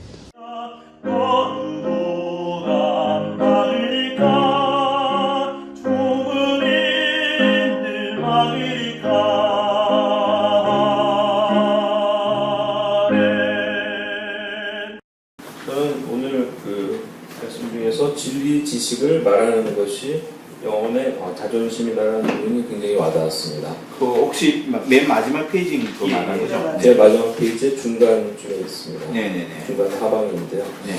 저는 이제 30년 정도 사회생활을 하면서 네. 약간 자존심 같은 게 있었습니다. 그게 뭐냐 하면, 제가 이제 사람을 많이 채용하고 또 내보내고 이런 과정 중에서 어떤 조직 생활에서, 제가 이제 원래 있었던 조직은 병원 조직이었는데, 그곳은 이제 말로 아주 상대방을 괴롭혀서 성과를 끌어내는 수련이들이라든지 학생이라든지 그렇게 해서 이제 이것이 진행이 가능한 그런 조직이었습니다. 그래, 원래 그래요? 말로 괴롭히는 거죠. 말로 괴롭히고, 심지어 뭐 외과 이런 데는 이렇게 발로 때립니다. 발로 까고요. 나는 처음 듣는 게 지금. 병원은, 우리나라 병원이 그래서 문제가 심각했고요. 그래서 막 레지던트들이 한 10년 전부터는 항명을 하고요. 그리고 나는 5시에 퇴근한다. 그리고 뭐 그런 경우도 많이 생겼습니다. 네. 그래서 그런 조직이 있었고, 뭐 우리나라 모든 조직이 다 그랬고요. 회사들이 다 그랬고요. 그래서 이제 저의 조직을 만들면서 저의 좀 자존심이라고 한다면, 난 절대로 말로, 내가 이제 신앙인으로서 절대로 말로 누구를 이렇게 모멸감 주지 않는다. 그런데 문제는 모든 사람을 다 평가 내려서 월급 올려주고 낮추고 내보내고 이 과정을 계속 해야만 되잖아요. 네. 그래서 막 인사관리 시스템 만들어서 인터뷰를 해가면서 상대방이 다 알게 하고, 너는 내가 지금 이렇게 평가가 되고 있는데 좋은 말로 하는 거죠. 그리고 이제 조직이 커진 다음에는 임원들에게 교육을 시켜서 그걸 다 시켰고요. 절대로 욕을 하지 말라. 근데 제일 쉽게 내보내는 방법은 욕을 해서 내보내는 거거든요. 욕을 하면 자존심 상하게 만들어서 나가게 하는 거라, 그 욕을 해도 안 나오는 사람들이 끝까지 이제 부장까지 간다는 거죠. 근데 저는 이제 그게 너무 싫어서 그렇게 했고요. 절대로 못하게 하고, 욕을 한 임원을 내보냈어요. 네. 욕을 한 임원을 내보내고요. 뭐 성희롱한 임원 다 내보내고, 그렇게 해서 이제 회사를 팔고 나서 근데 이 회사는 어떤 회사에 팔았냐면 이걸 많이 하는 회사의 CEO더라고요. 산 사람이. 그래가지고 너무 대조가 되잖아요. 그래가지고 그 사람들이 다 회사를 나가고 이제 지금도 저는 계속 같이 사업도 하고 나간 사람들이랑 계속 만나거든요. 만나서 그럼 이제 다들 뭐 너무 이렇게 그리워하기도 하고 그때가 좋았다. 예, 그리고 뭐 이런 CEO가 없었다 뭐 이런 얘기를 하면 그 사람이 기분 좋잖아요. 네. 그래서 이제 제가 이제 오늘 이렇게 글을 읽으면서 내가 이렇게 인간적으로 되게 자존심으로 생각했던 약간은 뭐랄까요, 난 이건 끝까지 지킨다 뭐 이런 생각으로 해왔던 원칙들 때문에 되게 즐거웠는데 네. 근데 내가 이분들에게 진리 지식을 말하는 건 거의 없더라고요. 가끔 해요. 가끔 하고 뭐 그 옛날에 그 우리 직원이 하나가 막 손을 떨고 막 이래가지고 그 사람 기도를 해주고 예수 이름으로 명령도 하고 그런데 이 사람이 예수를 믿게 된 거예요. 그 와이프를 또 믿는 와이프를 만나서 그래가지고 제 오른팔이 그 다음 제 오른팔이 됐죠. 너무 일을 잘해서 그리고 또 지금 또 회사를 만들었는데 도와달라고 해서 도와줬더니 잘 됐어요. 그래서 돈도 많이 벌게 됐어요. 이 친구 때문에. 근데 어쨌거나 뭐 손해도 많이 봤지만 그 원칙 때문에 내 자존심을 신앙인으로서의 자존심 좀 이런 생각으로 지켰는데 지금도 굉장히 프라우드업한 그런 내용 중에 하나거든요. 사람들이 다 막 칭송을 해요. 그러니까 굉장히 나의 자존심이 약간 이런 생각을 했는데 오늘 여기 딱 보니까 전혀 그게 아닌 거죠.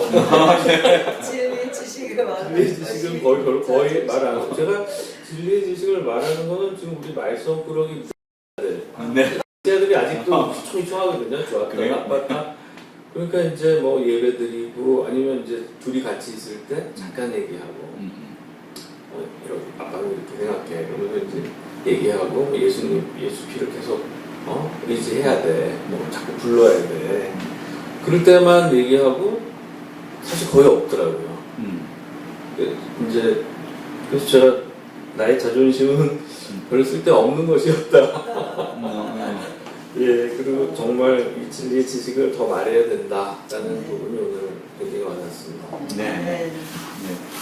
그래도 부정적으로 어떤 이 말씀을 전하는 부분들이 장로님의 삶 가운데 회사 가운데 없었기 때문에 뭐 그렇게 나쁘게 볼 것은 아닌 것 같습니다. 근데 이제 저 같으면 이제 주의 종으로서 말씀을 전하는 사역에 집중되어 있으니까 더 진리의 말들을 많이 해야 되겠죠. 저희 주변의 환경에는 어떤 사업을 하거나 돈을 벌여야 되는 그런 환경들은 전혀 없으니까 어쨌든 영혼을 살려야 되는 말을 해야 되니까 이제 그런 경우가 되는 것 같고 아이들한테는 그렇게 해야 될 것 같아요. 아이들이나 우리 사랑하는 성도들한테는 끝까지 나는 너를 사랑하는 존재다. 끝까지 나는 너를 믿는다. 세상에 어느 누구도 믿을 대상이 없지만 나만큼은 너와 나 사이만큼은 누구보다도 더 가까운 사이다 라는 것들을 자식한테 꼭 알려줄 필요가 있습니다.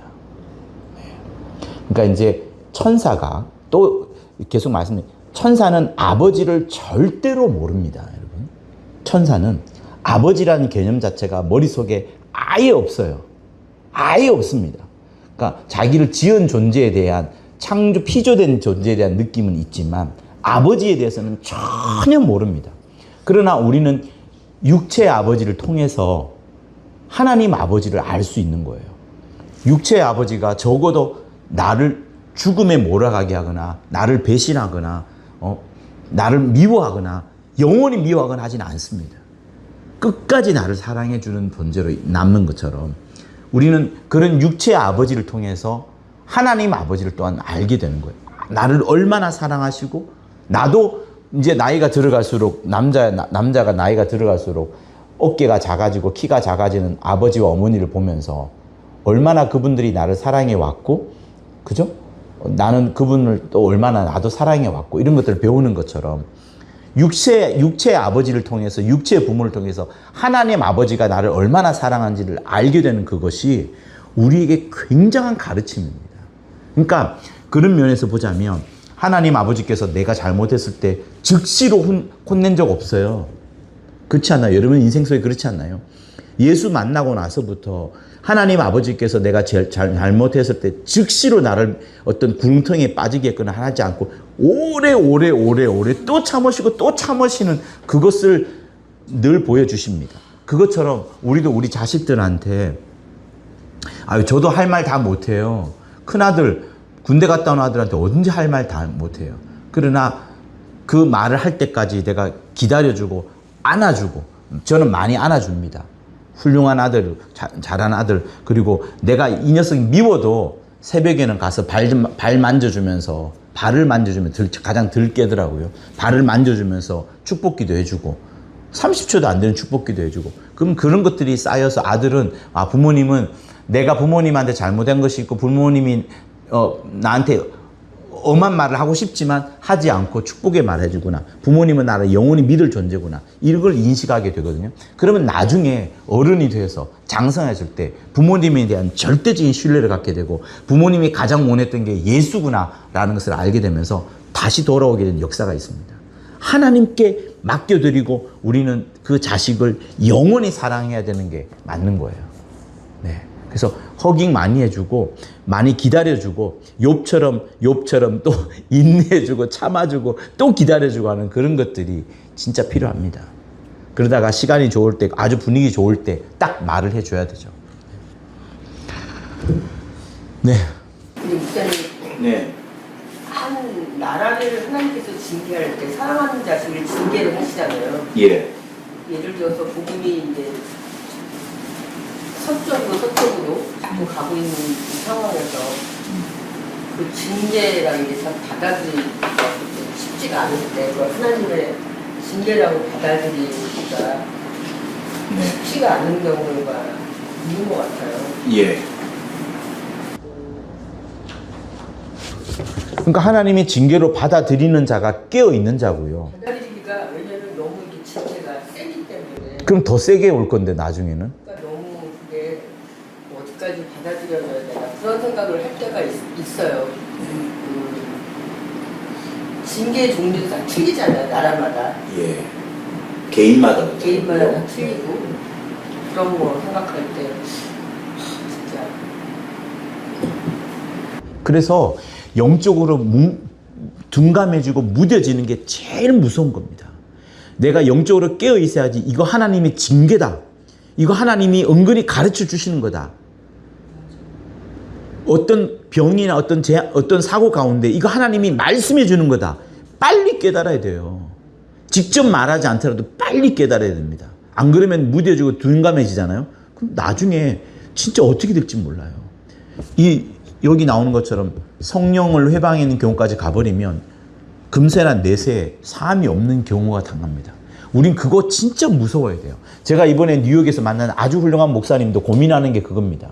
이제 인생의 막바지 들어가니까 하나님이 보여주는 장면이 너무 많다는 거예요. 보여주는 장면, 회개거리들이 너무 많다는 거예요. 구원을 완벽하게 이루는 그것이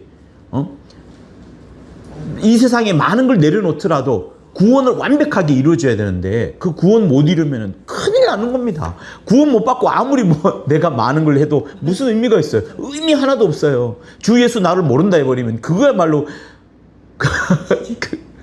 끝나버린. 그러니까 그분은 자꾸 그런 걸 보여주는 그 하나님의 일하심이 너무 감사하고 너무 사랑스러워서 새벽에 더 많은 기도를 하신대요. 더 많은 기도. 기쁘대요. 기도 끝나고 나면. 네. 그 징계를 빨리 깨달아야 되는 겁니다. 감사한 거예요. 사랑하는 아들을 징계한다 하셨잖아요. 네. 목사님 제가 단톡방에 기도 제목 올린 건데 역대하 7장 14절 다 아시는 말씀인데 내 이름을 일컫는 내 백성이 그 악한 길에서 돌아 스스로 겸비하고 기도하여 내 얼굴을 구하면 내가 하늘에서 듣고 그 죄를 사하고 그 땅을 고칠지니라. 이것을 저는 이제 대한민국 교회들을 이렇게 그 말씀으로 갖고 이제 중보기도에 올렸는데 네. 제가 어제도 성경 통독을 하면서 도대체 악한 길이 여러 가지일 건데 불신하는 것도 악한 거라는 말씀이 제가 어제 성경 통독을 하는데 나오더라고요. 예. 도대체 대한민국에서 지금 회개하는 목사님들도 많고 근데 그러니까 저는 이제 대한민국을 위해서 기도할 때 이제 대체 신학 회개하고 우상 숭배, 인본주의 그거 이제 교회들 회개하고 그러고 이제 뭐 다른 거는 예수 이름에 뭐 권세가 고 능력 있는 교회들이 돼서 마귀를 대적하고 그다음에 주님 오실 길 얘기하고 근데 끝내면 하나님의 자비와 국리를 베풀어달라고 기도를 하는데 분명히 대한민국 교회들이 잘못한 것도 많을 거라고요. 예를 들어서 최근에 WEA 거라든지 그런 거 있을 것이고 그 계속 찾아서 저는 이제 여쭤보면서도 막 성경을 보면서도 회개를 해요. 선생님, 목사님은 어떻게 생각하세요? 뭘 회개를 해야 될까요? 또 어떻게 했으면 저는 모르겠어요. 더 이상 성경 말씀을 보면서 생각나는 건 회개하고 대체신학 그때 회개하고 우상숭배가 솔직히 뭐 불교를 섬기는 건 아니더라도 개인적으로는 아니더라도 WEA라든지 우상이 있잖아요. 뭐 돈이 우상이 될 수 있고 자식이 우상이 될 수 있고 여러 가지가 있잖아요. 인본주의도 좀 크게 좀 요즘 저는 이렇게 생각합니다, 전사님. 그러니까 내가 속한 JNM이 그런 어떤 휘말리거나 그런 영향은 전혀 없잖아요. 그죠? 그리고 내가 다니는 교회가 제가 다니는 교회는 그런 게 없는데 전사님이 다니는 교회가 이제 만약에 그런 쪽에 휩쓸린다 그러면 그런 부분들은 조금 경계해야 될 필요가 있겠죠. 그러나 저는 그렇게 생각합니다. WEA 들어가고 그다음에 대체 신학으로 빠져들고 신본주의보다는 인본주의 신앙으로 충만하고 이런 부분들을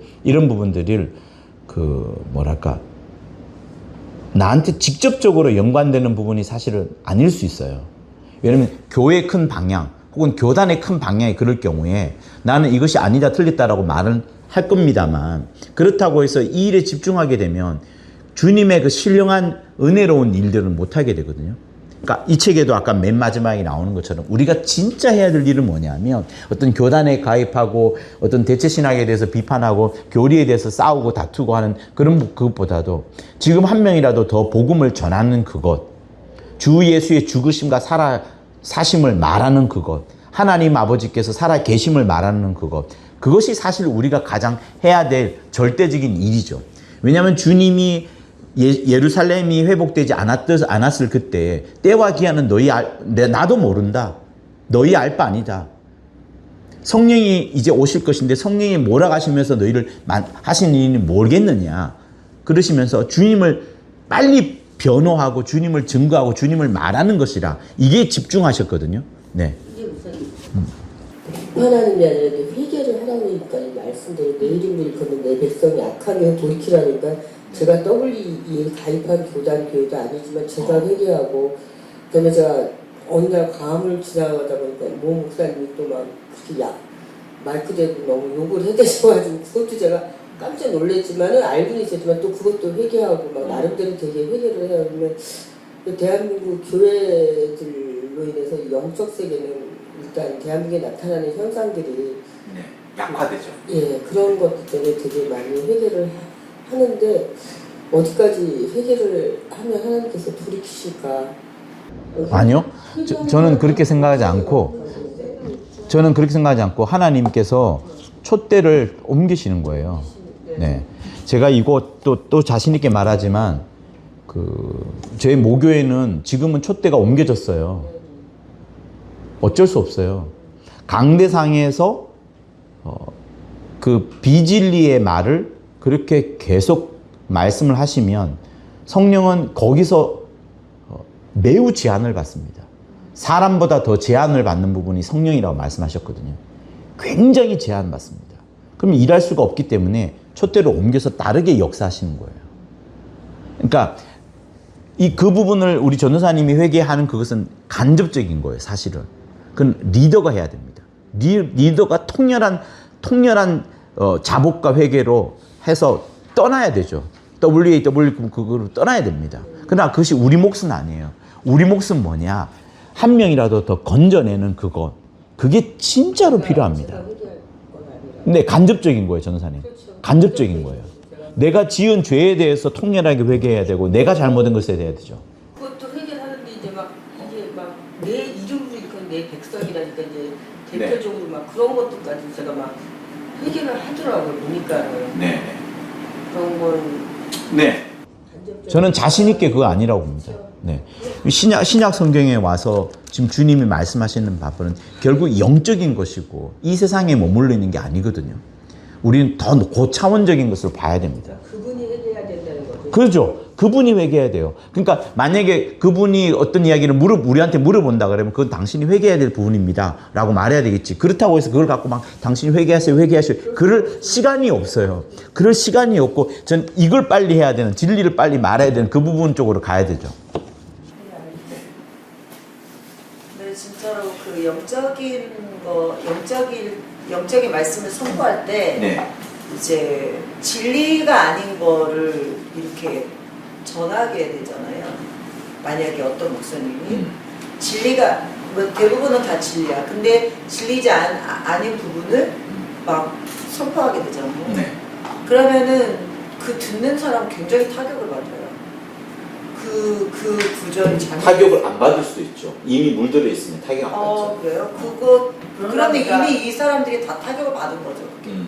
이미 타격을 받고 있고 본인 선포하는 사람도 굉장히 타격을 받는 거예요. 그래서 그 다음에 진짜 성령이 이제 그 제한. 교회를 쓸 수가 없는 거예요. 제한을 거죠. 그래서 진짜 그건 경계해야 되고.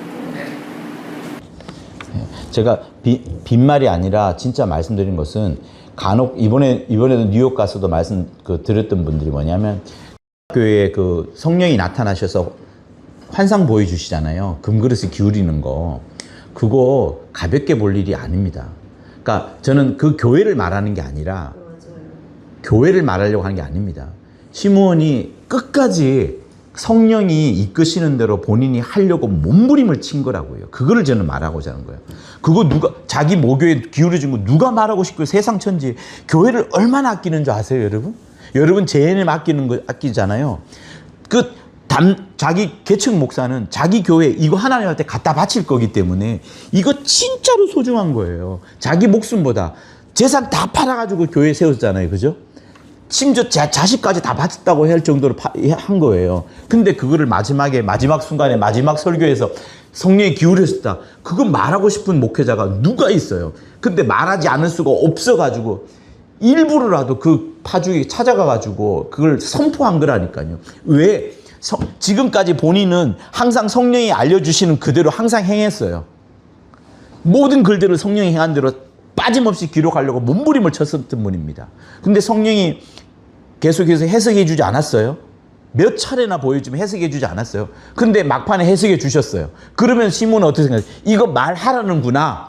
말하지 않으면 안 되는구나. 끝까지 자기는 성령이 하는데 순종하기 위하여서 교회가 어쨌든 상관없이 자식이 어쨌든 상관없이 성령대로 하시려고 그걸 선포한 거라고요.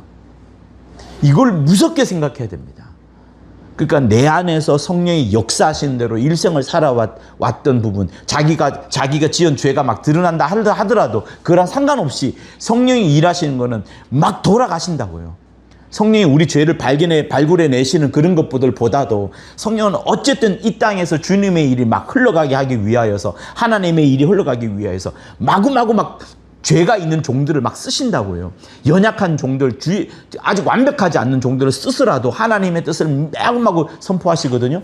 그러니까 시몬은 그거를 기울여졌다. 강력하게 말하는 거예요. 종교화되었다. 종교화된 모습의 교회가 뭔지를 우리에게 말해주고 종교화되지 않은 교회가 어떤 교회인가를 말해주는 거예요. 그래서 성령에 민감해져야 됩니다. 아주 민감해져야 됩니다. 아까 말씀하신 것처럼 방귀도 많이 하고요. 영이 늘 깨어있도록 해야 되고요.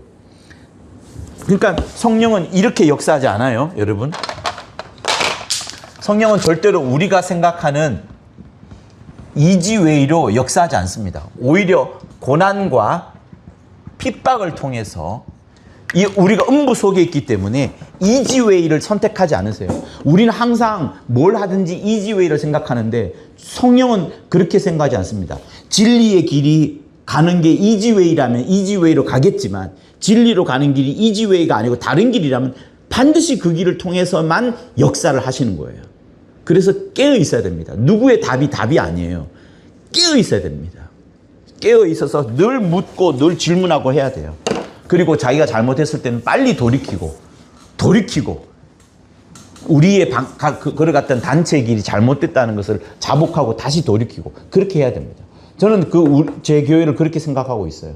제가 잘못 간다 그러면 장로님들이라도 안수자님들도 저를 빨리 쳐서 아니면 내가라도 빨리 회개하고 해서 빨리 다른 길로 진리의 길로 걸어갈 수 있도록 해야 되는 겁니다.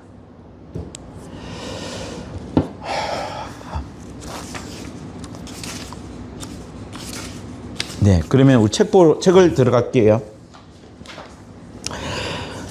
그 265페이지 첫째 문단이 사실상 두 번째 문단이죠. 구원받은 영혼이 약간 내용이 무슨 말인지 잘 모를 수가 있어요. 성찬 이야기를 하고 성찬을 통해서 예수의 피가 예수의 몸이 우리 속으로 들어갑니다. 우리 영혼 속으로 들어간다는 것을 말하는 거예요. 그러니까 성찬을 통해서 예수의 피와 예수의 몸이 우리 속으로 영적으로 들어가는 그 부분을 말씀을 하면서 거기에 이어집니다. 하나님의 빛. 그러니까 하나님의 빛이 그냥 단순한 빛이 아니라 말씀 혹은 예수의 피와 살이 이 성찬을 통하여서 예수님의 말씀과 예수님의 피와 살이 빛으로 우리 입을 통하여서 우리 영혼에 들어갑니다. 그리고 영을 통하여서 성령이 우리 안에서 끊임없이 말씀하여 주고 우리가 또 말하는 바를 통하여서 내 안에서 그 하나님의 빛이 드러나면서 진리가 이제 증거되어지는 거예요. 그러니까 우리 속에 들어간 것과 우리 입으로 밖으로 나온 그것이 매우 중요하기 때문에 이어지는 하나의 문장으로 그러므로 성도의 입은 거룩하다. 거룩해야 된다는 것을 말하는 거예요. 거룩해야 된다는 것. 그래서 이제 그 뒷문장은 이해가 될 건데 세 번째 문장이야 보려면 이해가 안 될 건데 하나에 전부 연결되는 겁니다. 예수님의 하나님의 빛은 말씀 혹은 피와 살인데 그것이 우리 속에 성찬을 통해서 들어오게 되고 그렇게 들어왔던 말씀이 그 빛과 피와 살이 우리 입을 통하여서 내 영에서 계속 증거되어지는 그 부분을 말씀을 합니다. 그래서 집에 가셔서 다시 한번 읽어보시면 이해가 될 거라고 저는 생각을 합니다. 자, 266쪽 둘째 줄. 우리 영혼은 입으로 믿음을 고백하고 주를 시인한다. 일전에 여러분들한테 제가 좀 칠판에 쓸 시간이 없네요. 여러분들한테 믿음에 대해서 이야기를 한 적이 있습니다. 믿음은 결코 우리 안에서 나오는 게 아닙니다. 우리 안에서 발생되어지는 것이 아니라 믿음은 제일 먼저 뭐냐면 그 믿음을 들을 수 있도록 말씀이 있는 거예요. 그래서 로마서 10장에서 아주 잘 말하고 있죠. 로마서 10장에서 말씀하고 있는 바가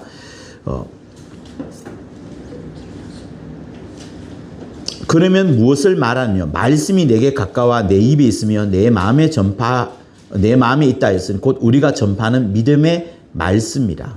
사람이 마음으로 믿어 의에 이르고 입으로 시인하여 구원에 이르느니라. 누구든지 주의 이름을 부른 자는 구원을 얻으리라. 그런즉 저희가 믿지 않은 일을 어찌 부르며 듣지도 못한 일을 어찌 믿으며 전파하는 자가 없이 어찌 들으리요. 보내심을 받지 아니했으면 어찌 전파하리요. 기록된 바 아름답도다 좋은 소식을 전하는 자들의 발이여 함과 같으니라. 그러니까 우리가 단순하게 믿음이 생기는 것은 우리의 신념과 우리의 어떤 하나의 신용일 수 있습니다. 그러나 먼저는 뭐가 있어야 되느냐? 반드시 그 우리의 믿음이 생기기 전에 우리의 믿음이 생기기에 앞서서 먼저는 말씀이 있어야 돼요. 이 말씀이 듣고 나서 우리에게 믿음이 생기는 겁니다. 전혀 우리의 믿음이 먼저가 절대로 아니에요. 근데 저는 이 말씀을 뭐라고 말하고 싶느냐? 예수의 핏소리로 말하고 싶은 거예요. 예수의 핏소리. 그러니까 아벨이 죽었을 때 아벨의 핏소리가 말한다고 창세기 4장은 말합니다. 그래서 아벨의 핏소리가 워낙 강력하다 보니까 하나님께서 그 소리를 들으시고 가인을 추방합니다. 그죠? 가인을 추방하고 가인을 멀리 보내면서 그 지역으로부터 아담과 하와로부터 단절을 시킵니다. 그러니까 아벨의 핏소리는 심판하는 소리예요. 단절하는 소리예요.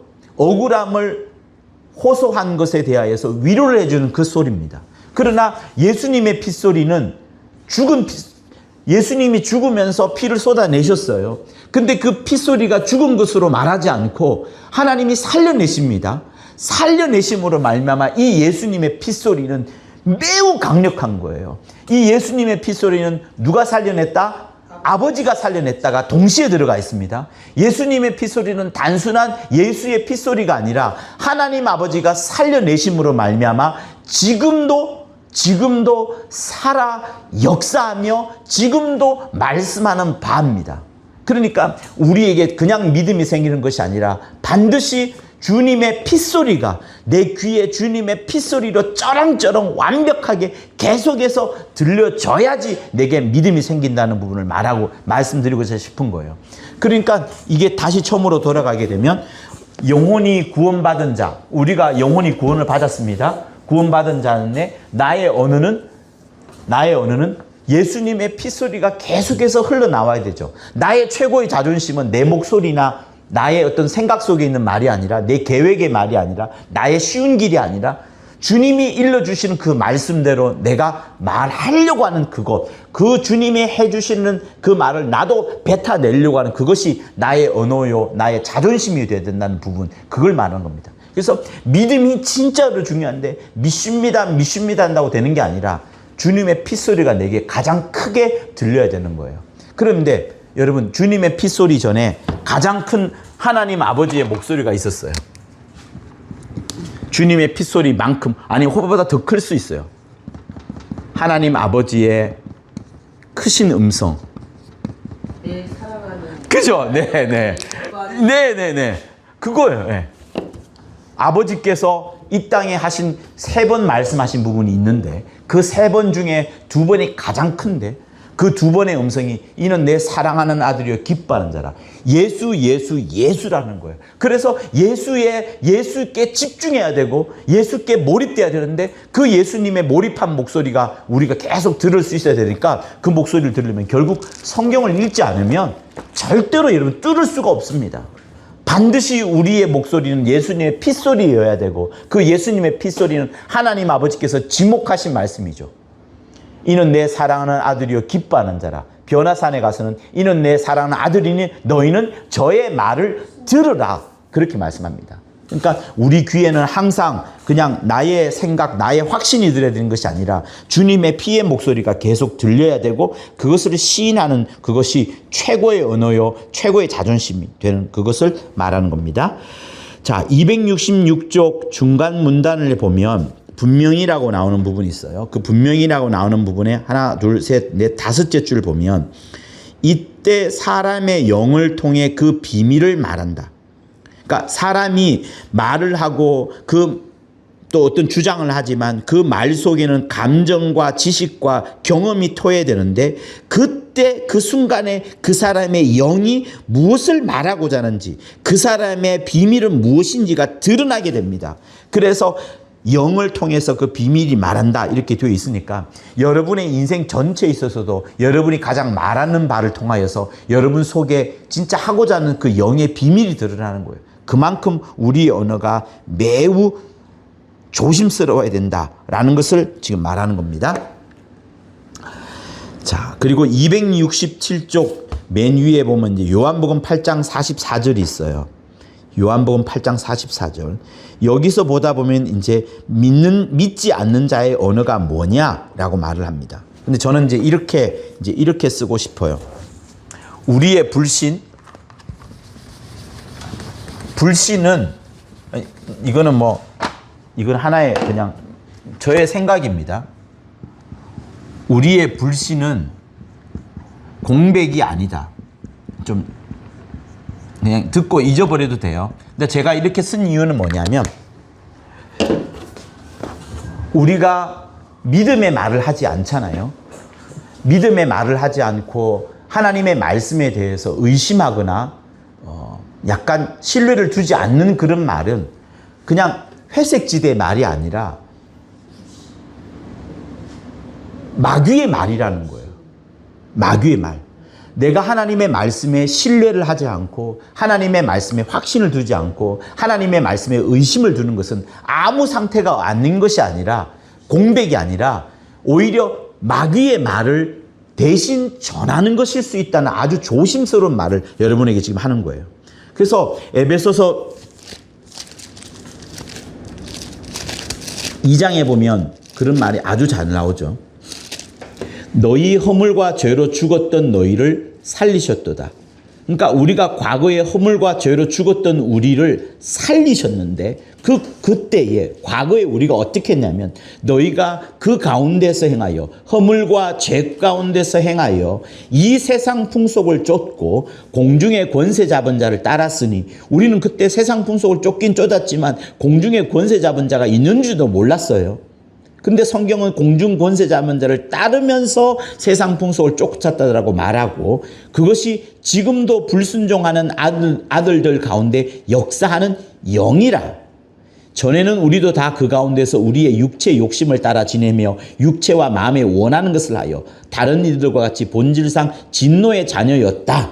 그러니까 3절은 우리의 육체 욕심을 따랐고 우리 육체의 마음에 원하는 것을 따랐다라고 말을 하지만 에베소서 2장 2절의 말씀, 영적인 말씀은 뭐냐면 그때 우리가 세상 풍속을 쫓고 공중 권세 잡은 자를 따랐다라고 말씀을 하는 겁니다. 그러니까 우리의 거짓, 우리의 의심, 우리의 하나님의 말씀에 대한 불신은 내 안에서 그냥 스스로 나오는 게 아니라 이 세상 풍속을 쫓도록 공중의 권세 잡은 자를 따라가도록 마귀의 일을 쫓아가도록 배우도록 하는 거예요. 그러니까 여러분, 거짓말은 내 스스로 하는 것 같지만 사실은 거짓은 배우는 거예요. 누구로부터? 마귀로부터 배우는 거예요. 아주 그러니까 우리 말에 대해서 이 영혼의 구원받은 자의 언어와 자존심에 대해서 집중하여서 보자면 우리의 말이 진리의 말이 흘러나오지 않으면 거짓을 말하게 되고 그 거짓은 마귀로부터 배운 것들을 그대로 말하게 됩니다. 아주 말이 대해서 무섭다는 것을 말하는 거예요.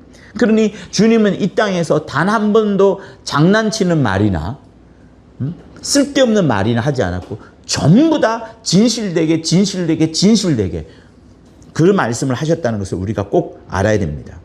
자, 그러다 보니 우리가 이제 이 페이지를 넘겨보면 267페이지 넘겨보면 첫 번째 문단에 이제 고린도후서 4장 3절에서 4절까지가 나오죠.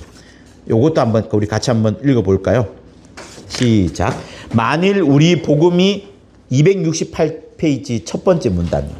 시작. 만일 우리 복음이 가리웠으면 망하는 자들에게 가리운 것이라. 그 중에 이 세상 신이 믿지 아니하는 자들의 마음을 혼미케 하여 그리스도의 영광의 복음의 광채가 비치지 못하게 하미니 그리스도는 하나님의 형상이니라. 하나님의 형상은 예수 그리스도 밖에 없습니다. 어쨌든 그리스도 예수를 보여주려고 하고 예수 그리스도를 통하여서 영광의 복음의 광채가 막 비치도록 이렇게 애쓰시고 계시는데 이 세상 신이 믿지 않는 자들의 마음을 혼미케 해가지고 그리스도의 영광의 복음의 광채가 비치지 못하게 하고 복음을 가리우게끔 이 역사를 망하는 자들에게 가리우는 것은 당연하거니와 또 계속해서 복음을 가리우게끔 하는 거예요. 그러니까 결국 싸움은 뭐냐? 말씀이 그 사람 속에 들어가느냐 아니면 세상 신이 그리스도의 영광의 광채가 그리스도의 영광의 복음의 말씀이 못 들어가게 하냐, 이 싸움이 계속되고 있는 것을 말하는 겁니다. 그런데 우리가 하나님의 사랑받는 자로서 우리는 어떻게 해야 될까요? 과연 누구의 말을 해야 되느냐, 어떤 말을 해야 되느냐 하는 부분이 267쪽 네 번째 문단에 있어요. 267쪽 네 번째 문단, 세상에 속한 사람들은 그 부분 우리 요한복음 8장 45, 47절 그 이하를 읽어보도록 하겠습니다. 세상에 속한 사람들은 자신들이 하는 말이 누가 시켜서 하는 말인 줄을 모른다.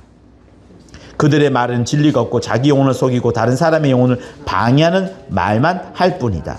믿지 않는 자가 어찌 예수를 전하겠는가? 네.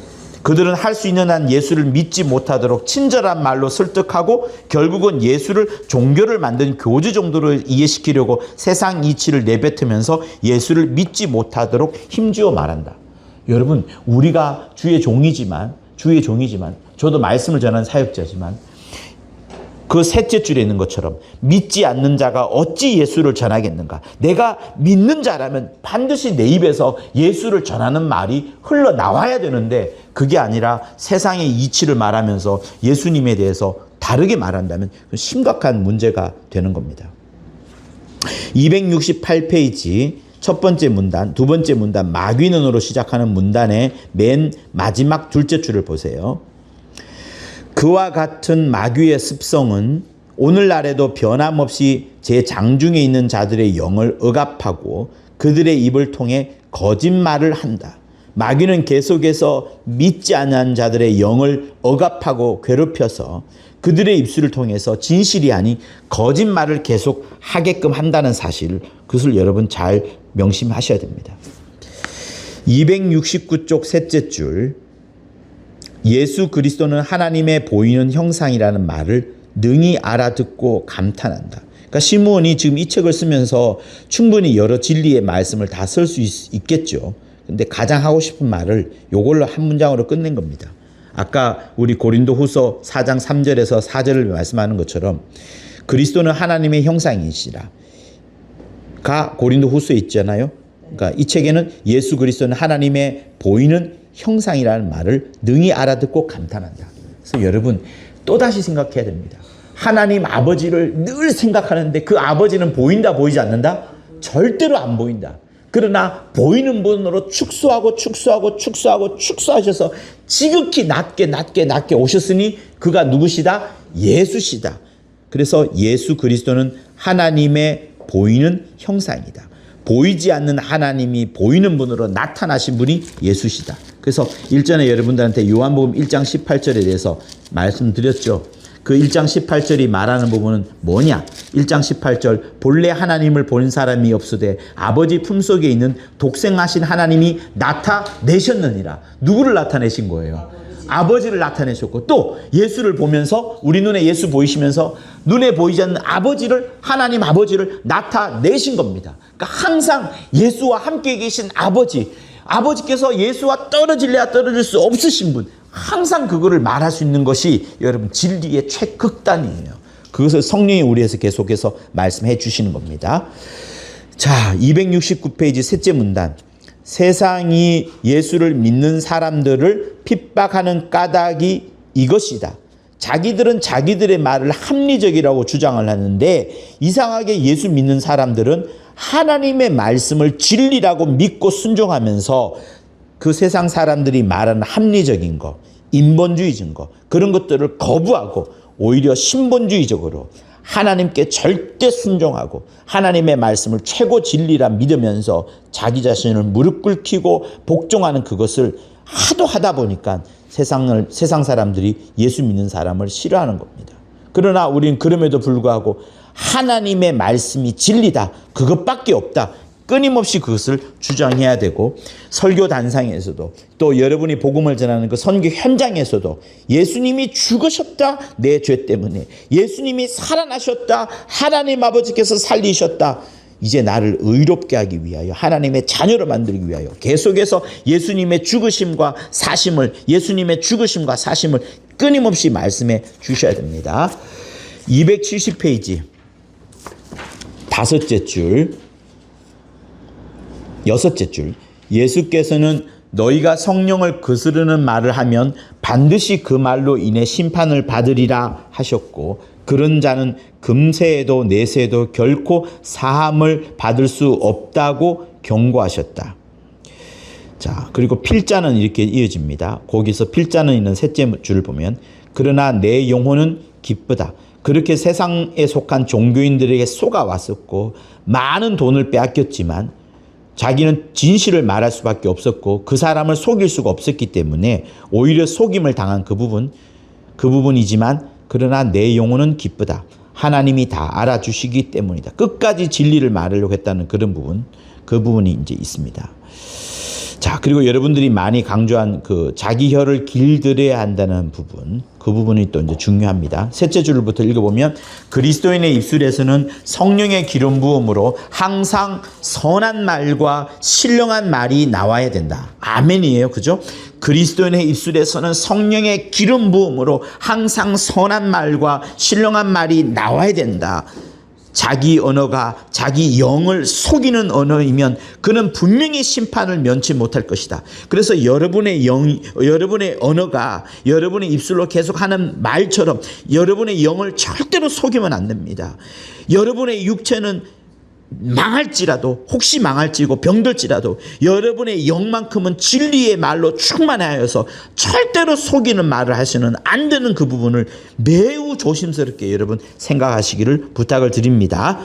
자, 271페이지 셋째 줄, 둘째 줄, 그러므로 다시는 육체의 예법으로 자기 영을 다스리려 하지 않아야 되고 성령의 법을 따라 내 영이 깨어서 성령의 법을 따라 죽도록 다른 말을 하지 않겠노라라고 죽을 결심을 하면서 은혜의 생활을 하여야 한다. 그렇게 말합니다. 그러면서 두 가지를 제시를 해요. 첫째는 전도를 할 것. 성령의 법을 따라 죽도록 은혜 생활을 하는 첫 번째가 뭐냐면 전도하는 것이고, 두 번째가 전도하러 나가지 않더라도 평소에 거룩한 언어, 그리고 거룩한 언어를 말하려고 하는 그 자존심, 진리의 지식만을 말하려고 하는 그 자존심, 그 두 가지를 잘 지키는 부분을 이제 강조합니다. 그래서 첫 번째는 전도하는 그것, 두 번째는 거룩한 언어로서의 그 자존심을 지키려고 하는 부분을 말씀하고 있어요. 그런데 전도에 대해서는 세 가지를 이야기를 하고 있죠. 첫 번째는 예수께서 하나님의 아들이신 것, 주는 그리스도시요 살아계신 하나님의 아들이라는 부분, 거기 이제 1번과 2번이 되겠죠. 그 사도 베드로의 고백처럼 하나님 아버지께서 가르쳐 주신 부분, 그건 네가 안 거 아니다. 하나님 아버지께서 가르쳐 주신다는 그 부분. 그래서 예수가 하나님의 아들이시요 하나님의 보내심을 받은 그리스도라는 부분. 그리고 세 번째는 예수 이름입니다. 예수의 이름. 그리고 네 번째 하나 더 쓰자면 예수님의 공로라고 할 수 있는 그 피와 살을 찢으시고 흘려내신 그 예수님의 공로, 그 네 가지를 말하는 그 부분이 전도의 핵심이에요. 다시 말하면 예수가 하나님의 아들이시다. 예수가 하나님이 보내신 자다. 예수 이름을 주셨다. 네 번째는 예수의 피와 살이라는 그 공로가 우리가 전도해야 되는 네 가지 핵심 사항입니다. 그렇지 않으면 이제 고린도전서 11장에 나오는 것처럼 자기 죄를 먹고 마시게 되는 아주 심각한 말씀을 하고 있습니다. 그래서 여러분 이것에 대해서 아예 그렇게 받아들이십시오. 내가 이렇게 전도하지 않으면은 고린도전서 11장에 나오는 이 무서운 결과를 얻을 수 있게 된다는 것이 성경에 나와 있으니까 여러분 그대로 믿으시고 그대로 믿음대로 행하시면 됩니다. 그리고 두 번째는 거룩한 언어가 있어야 되고 진리의 지식을 말해야 된다. 이것이 구원받은 거룩한 영혼의 자존심이다. 부디 영혼의 자존심을 지키자. 이렇게 말하면서 이 책은 마무리합니다. 자, 여러분 마음속에 깊이 새겨진 말씀을 갖고 우리 한 30초 정도 간절히 기도하도록 하겠습니다. 하나님 아버지, 우리 입술이 거룩한 자존심과 하나님의 신령한 목소리가 될 수 있도록 인도하여 주시옵시고, 우리 모든 입술에서 예수의 핏소리가 흘러나올 수 있도록 주 예수의 핏소리만이 흘러나오고, 아버지 그리하여 영혼을 살려내고 영혼에게 사랑과 자유를 줄 수 있는 거룩한 말씀을 할 수 있도록 아버지 인도하여 주시옵소서. 내 입술에서 하나님의 진리의 말씀을 전하고자 하는 귀한 역사가 있도록 인도해 주시고, 오늘도 주님이 죽으셨고 주님이 사셨다는 거룩한 말씀을 전하는 우리 모든 아버지 선교사님들 또 사역자들 다 될 수 있도록 역사하여 주시옵소서. 주기도문 하시겠습니다. 하늘에 계신 우리 아버지여, 이름이 거룩히 여김을 받으시오며 나라의 임하옵시며 뜻이 하늘에서 이룬 것 같이 땅에서도 이루어지이다. 오늘날 우리에게 일용할 양식을 주옵시고, 우리가 우리에게 죄 지은 자를 사하여 준 것 같이 우리의 죄를 사하여 주옵시고, 우리를 시험에 들게 하지 마옵시며 다만 악에서 구하옵소서. 나라와 권세와 영광이 아버지께 영원히 있사옵나이다. 아멘. 수고하셨습니다. 고맙습니다.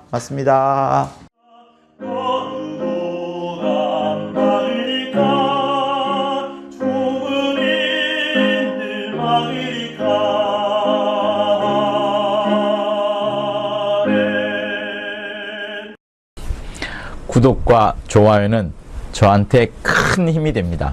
고맙습니다.